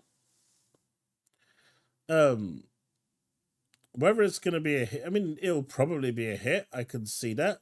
It looks like it, you know, the quality of life updates, based on what POWERBOSS was saying, are really good compared to what the other games are like. But at the end of the day, just because it's not for me, doesn't mean it's not for everyone else, for a whole load of other people, right? I have Final Fantasy 7, 6, 9, Stranger of Paradise, Type 0, and 15 on my Series X. Yeah. There's a lot of games. I know you Xbox guys don't typically buy RPGs. Oh, what an idiot. I know. Basically, he's kind of trying to be genuine, but then throw the occasional dig in, so he doesn't look like he's actually, you know, really salty about the whole thing, that Xbox had a good presentation. So he's basically just, he's saying something good, throw a dig. Good, throw a dig. That's basically what he's doing. Now, they ended off with Indiana Jones. Now, I'm not really an Indiana Jones fan. I'm not a hater either. I have watched all the movies once, and they're pretty entertaining. But, you know, I watched them last year for the first time. I'm not the kind of person that's been sitting here watching Indy's Adventures or watching the old kids TV show. You know, Indiana Jones seems like a great guy. I'm glad his fan base is there. But this game, it definitely intrigues me. It is a first-person action game. So you're going to be using Indy's whip to go around in jungles, disarm people, beat some ass. There is gunplay, but they've been pretty clear this isn't a first-person shooter, even though you will be occasionally shooting in the first person. It's more about stealth and puzzle solving. But it still has those cool, almost Uncharted-style set pieces, jumping from one plane to another plane as your vehicle explodes, or trying to escape a pit of quicksand. This definitely seems very puzzle focused, and that's pretty cool.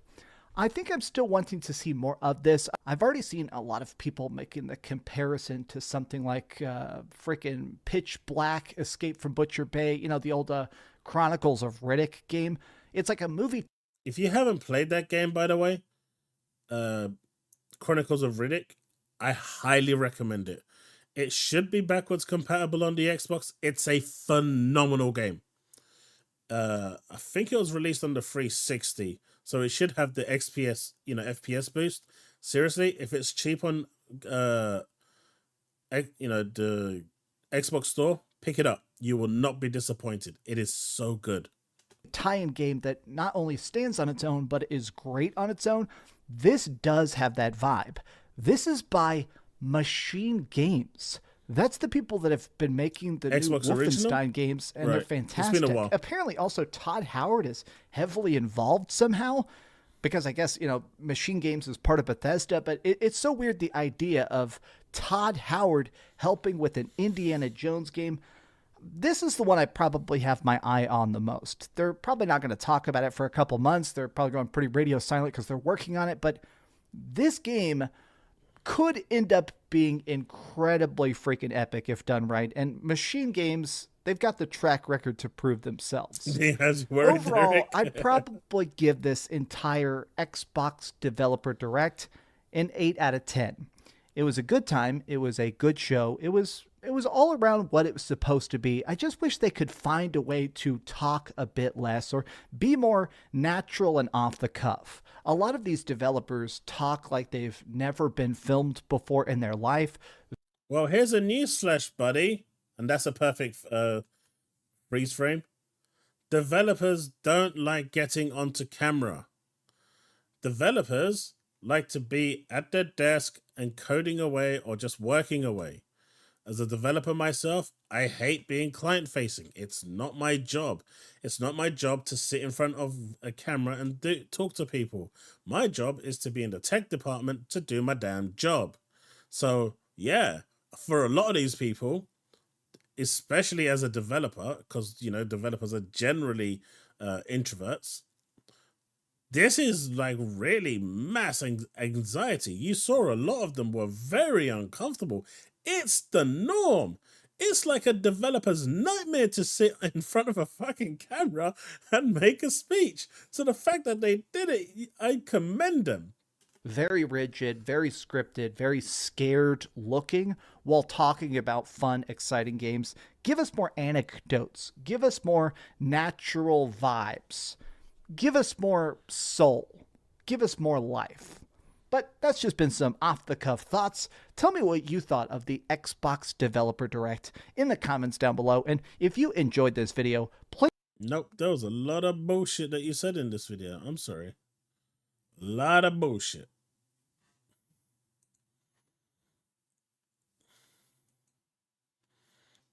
Mate, if you woke up at night and saw his face, at that point, you just jump out the window.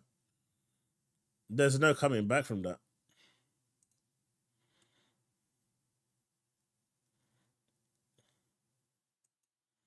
There's no coming back from that, Alfred. There is no going third party K to the go. People are just going mental over nothing. What Satya Nadella said, which, you know, Nibs took out of proportion, like, greatly, because that's what he does, right? That's what he does.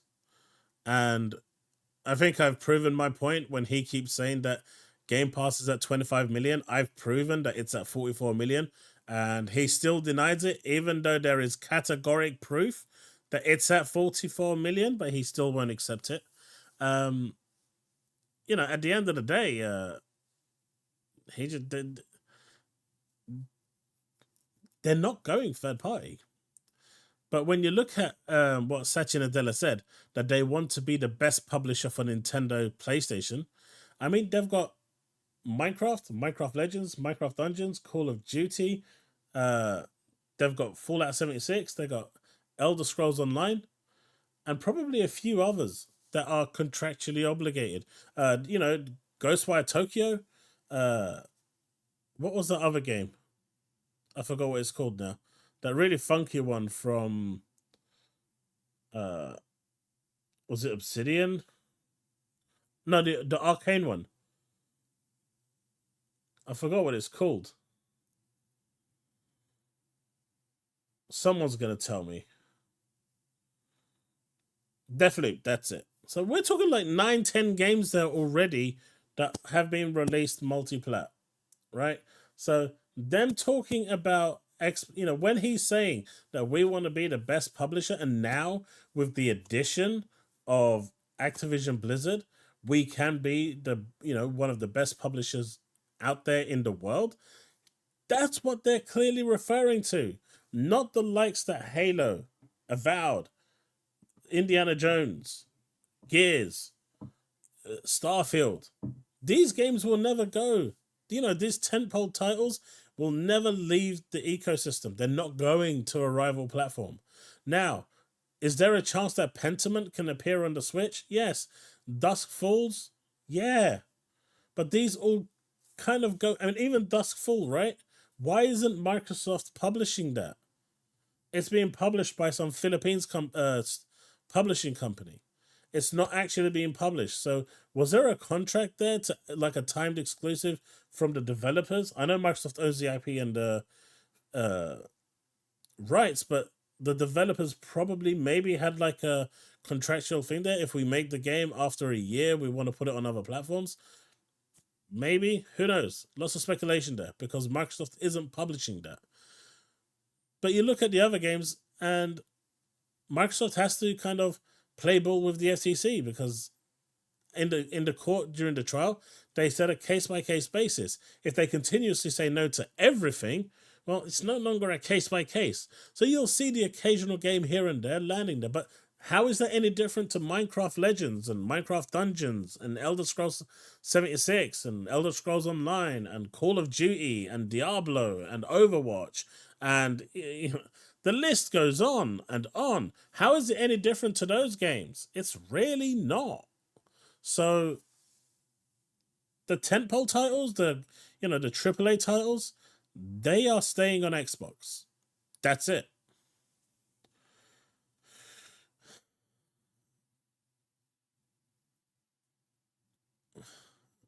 Do you know what I mean? Wonder if CFEs will go to PlayStation and Switch. That would be an interesting one. And at the same time, I just don't think it matters if it goes. It's a live service game that lives by its microtransactions, if it has any. But it needs players, right? It needs players. Those games live and die by the player count. Like Helldivers not going to Xbox is dumb. If you look at Marathon, it's going to everywhere, including Xbox. That's a PlayStation first-party game, and it's coming to Xbox day one. Helldivers not going to Xbox is dumb. Foam Stars not going to Xbox is dumb. You know, games like those that live and die by having lots of players not being released on as many platforms as possible is dumb. You're basically cucking your own game. You're cutting its potential. It needs players. It needs that cross-platform goodness. It needs those active accounts. But the moment you restrict it to one account, you've got PlayStation Destruction All-Stars. Who's playing that, by the way? Is anyone actually playing PlayStation Destruction All-Stars? Because that game kind of came and died faster than the days gone.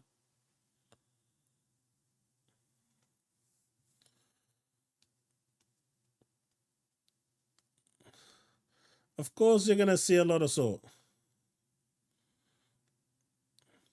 Like Stadia was dumb. They could have just held on for another, 3 months? And they would have got all the Microsoft games from Activision Blizzard and they would have been happy. But, you know, as all things with Google, they're way too impatient.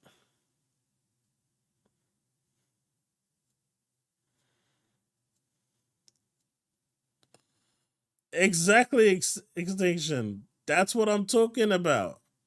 Like, if you don't have the players, the game dies. It's that simple. Xbox console exclusive.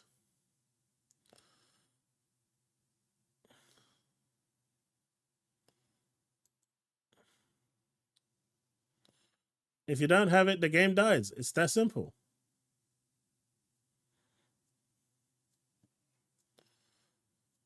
Do you know what, Crackerjack? They better hope that the game doesn't die before then. That's the problem. These sort of games need players.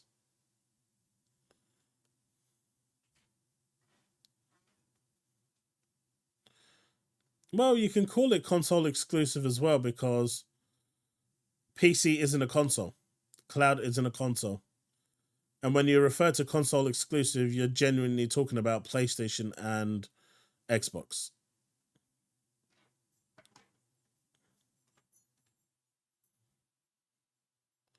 I can see the multiplayer going to the Switch and PlayStation.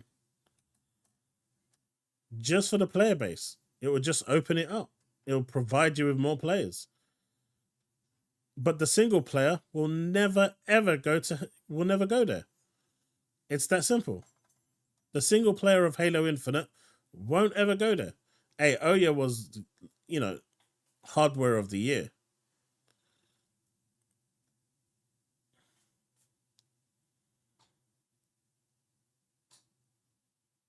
You're still not getting it, are you, Mahianist? When they talk about console exclusive, they're talking about between PlayStation and Xbox, not PC.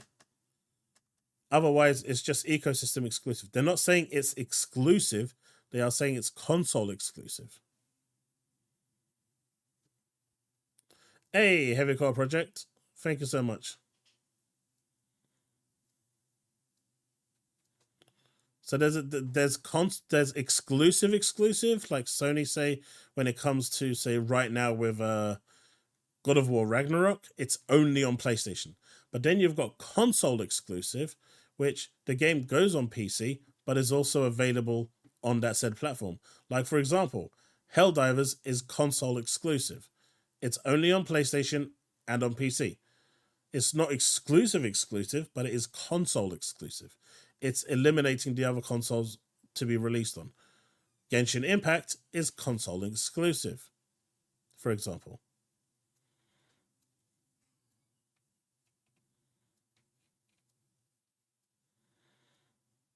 Yeah, Stadia.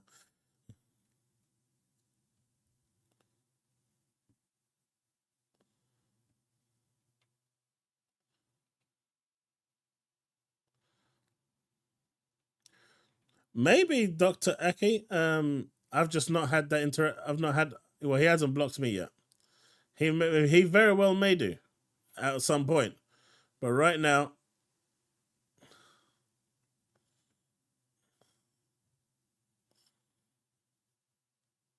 my dude is so jealous.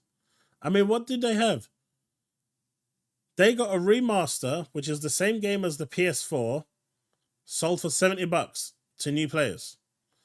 Rather than letting them buy the remastered PS4 version, which has a patch, essentially, they're telling new players to Last of Us 2 to pay $70 for a patch. Well, actually, $60 for a patch. That's what they're doing. Instead of going and buying the game for like $10 at your local secondhand store, they're saying, hey, we're going to create this remaster. We're not going to do anything to the actual graphics or anything like that. We're going to sell it to you for $60 because it's got the patch included. And the other stuff, we're going to make you pay $10 on top. It's like, what the hell is going on here? That's what they're capping for? That is literally the hill they want to die on? Good luck to them, man. Good luck. I did not expect Indiana Jones to be this year, though. That is actually something that is surprising.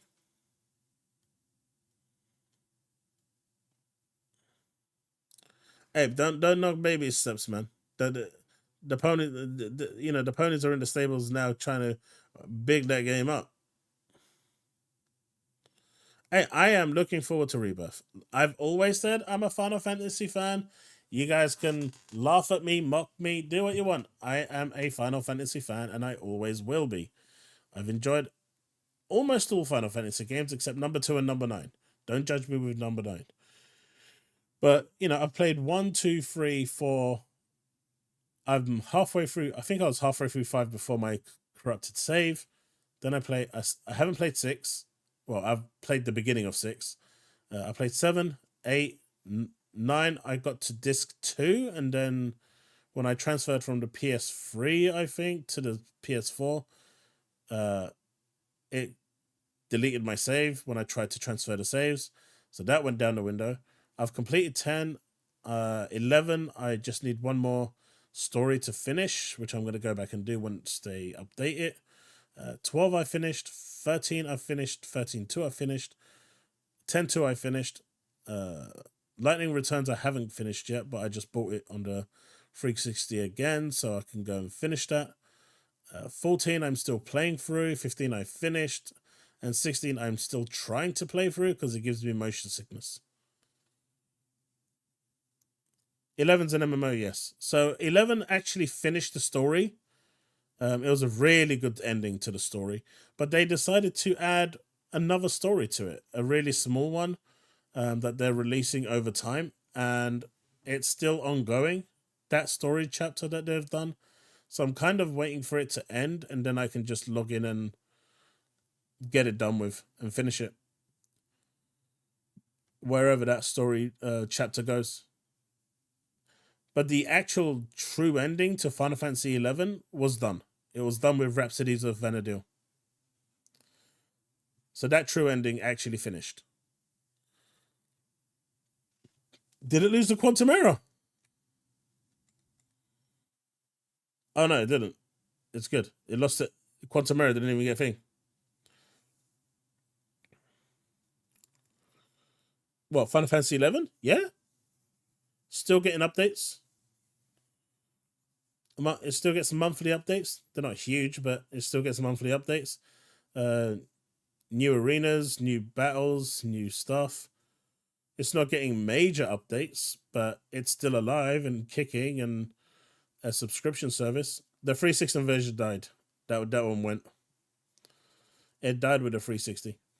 I don't think you got any of the latest DLCs, expansions. After Treasures of Acturgan, I don't think you got it. It was a golem.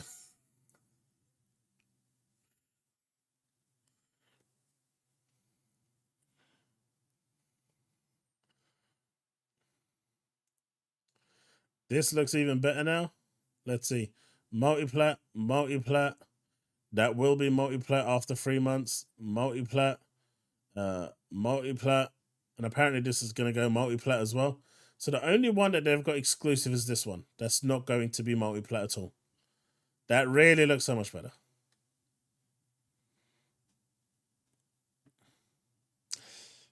Nicola, come on, man. Come on. You're coping. Thanks to the team and the studios for their work on the show today. It's always fun to get a highlight some of what's coming in the next year. I really like the format of developer direct shows, creators showing their games. Nice way to start 2024. I mean, Nicholas showing off games that are coming to all platforms. Well, at least the PC. That's on all platforms. That's on all platforms. That's on all platforms. That's coming to PlayStation and PC, PlayStation and PC, PlayStation and PC. This one's the only one that's going to be thing. Stellar Arse Cheeks is the only one that's staying on PlayStation, but that's because they funded it. We need a G.I. Joe Xbox exclusive to Xbox. And a great circle. Xbox, PC, Game Pass, PlayStation 5 via YouTube.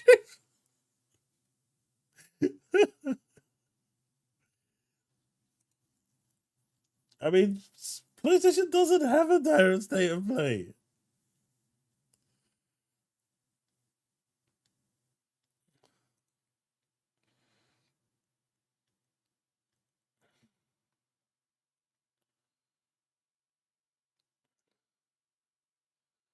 But yeah, that's shocking, man.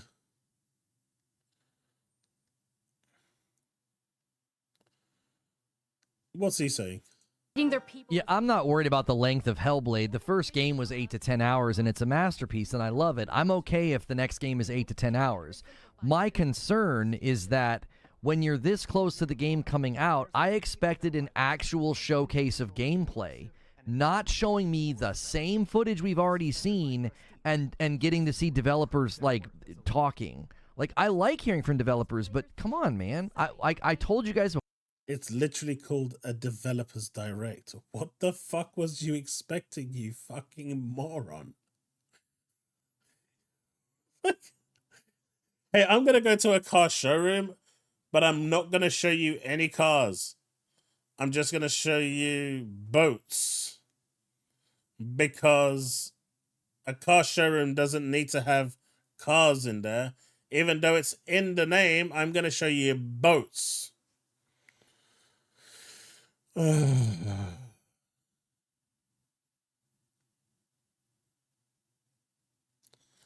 don't know. Am I missing something?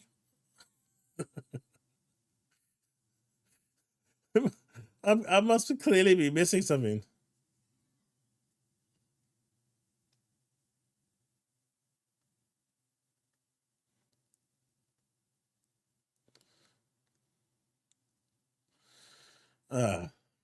I think I'm going to go and cook some videos.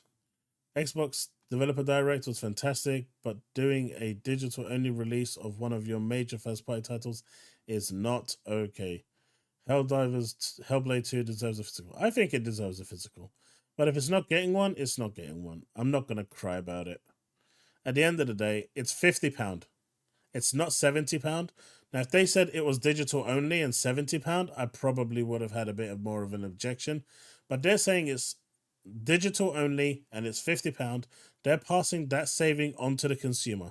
I really don't see a problem with that. You know, they're doing what Alan Wake did, and they're passing that saving onto the consumer, because now with it being on Xbox ecosystem, on Xbox Game Pass and Xbox Store and the Game Pass Store, the Windows Store, from those three stores alone, they take 100% of the revenue. Now, when it goes to PC, I can see it being more expensive on PC than it will be on Xbox, because there's that 30% tax. So I think on PC, it's going to be somewhere like $60. But on Xbox, it being 50 quid, I think that's reasonable.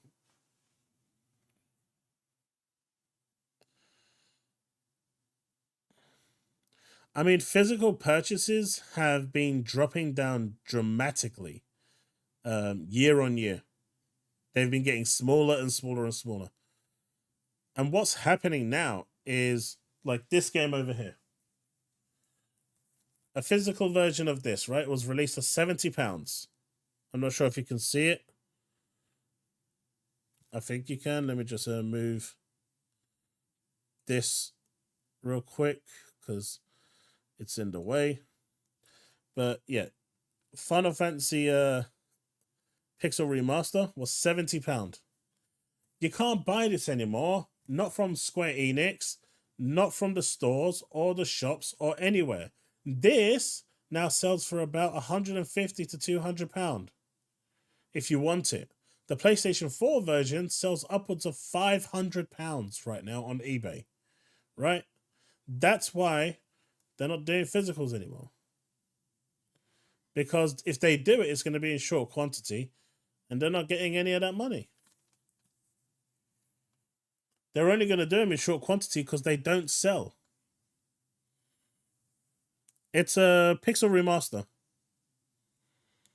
Alan Wake 2 was my game of the year as well, Extinction. It was phenomenal.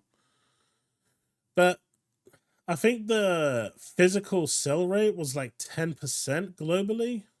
It was really small. People just aren't buying physicals anymore. They don't value them anymore. I think the only ones that are semi-worth it are like the ones that run full speed without any degradation on the Switch. I think they're cool. But if they released like a collector's edition of Hellblade 2, I'd buy it. No problem. I'd buy it. But I'm not going to sit here and cry about it. I'm not going to play it because it's not on there. But what I do think it does is that it diminishes the reason to buy one if you're already on Game Pass. Like, I bought Starfield Collector's Edition. I've got no regrets. I kind of wish it had a disc in there. It doesn't. Fair dues. But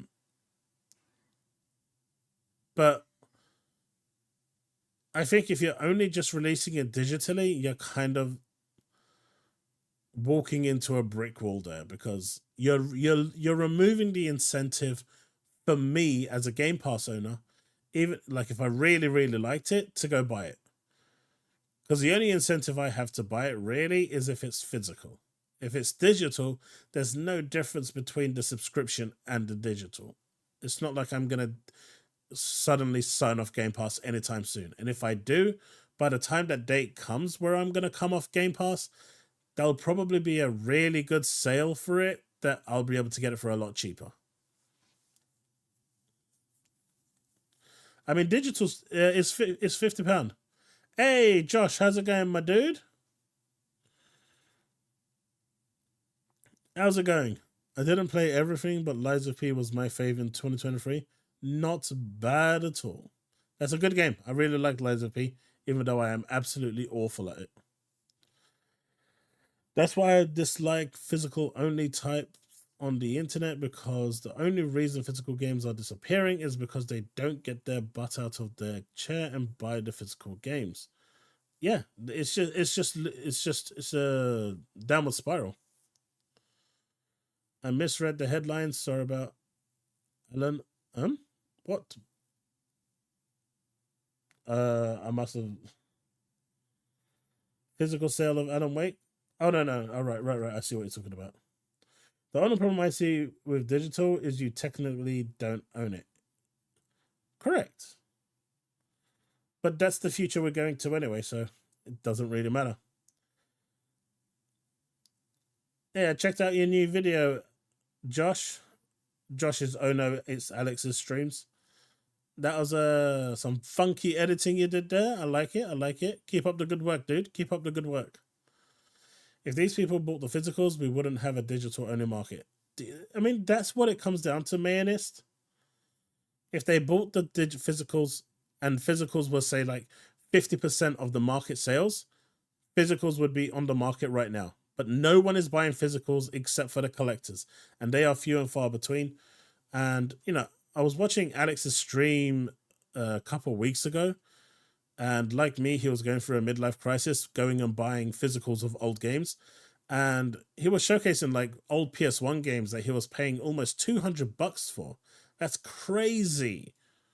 But because you can't get them anymore, you know, they're worth a bit of money now, well, in those people's eyes. And none of those proceeds go to, you know, the publisher. It's going to little Timmy. But even with newer games where they restrict the number of copies that they're bringing out, it just means that because there's a huge demand for it, those games, as soon as you buy it, go straight to eBay so they can sell it for 4 times the price. The average person at some point looks at that and goes, you know what? I do like physicals, but not at 4 times the price, so I'll just go digital.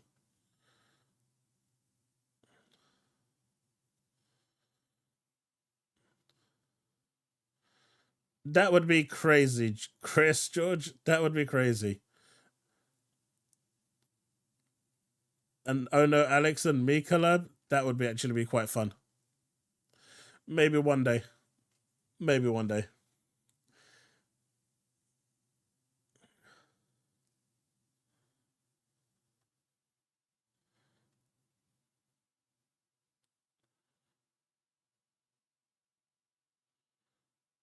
Oh yeah, Oh No, It's Alex streams is Josh.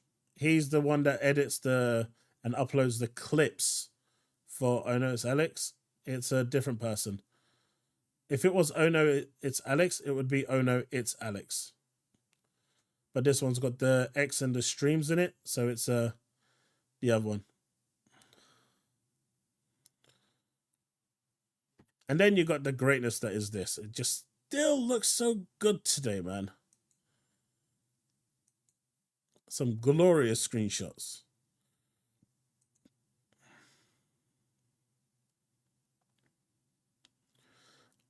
Indiana Jones got some people happy and mad at the same time. I will say this. I can't tell it's not the final build they showed today. I wanted third person, not gonna lie. However, they sold me on the game. If possible, third person option would be great.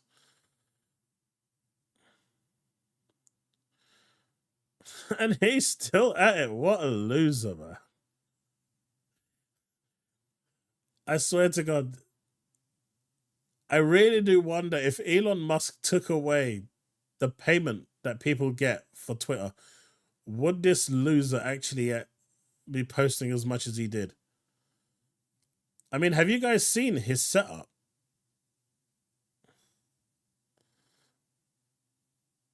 have you guys seen his setup? He sits there with like 3-4 monitors on his VR. And actually, he's got like 3 monitors here and 1 there with different social medias, and I'm guessing different accounts. And he's just tweeting on each of them throughout the day.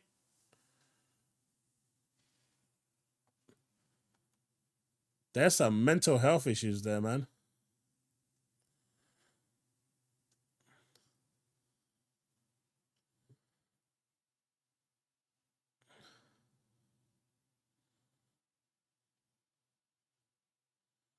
I mean, can you imagine sitting there with your VR headset and having 4 or 5 windows open so you can tweet to all of them at the same time?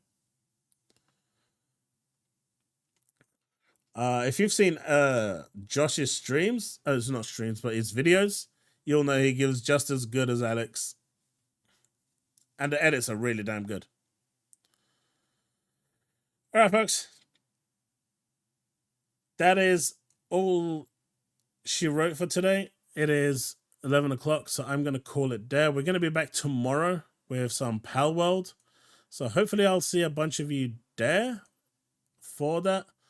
But yeah, thanks so much for hanging out today. It's been awesome. I'm going to try and cook a video tonight for release tomorrow. And yeah, hopefully you'll enjoy it. All right, folks. That is it for me. Have a good one. 11 o'clock. What island do you live on? I'm in the UK, buddy. I'm in the UK. And I hit up one of the windows for Pornhub.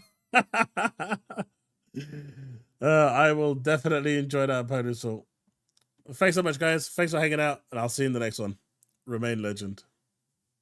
Take it easy, folks. See you tomorrow.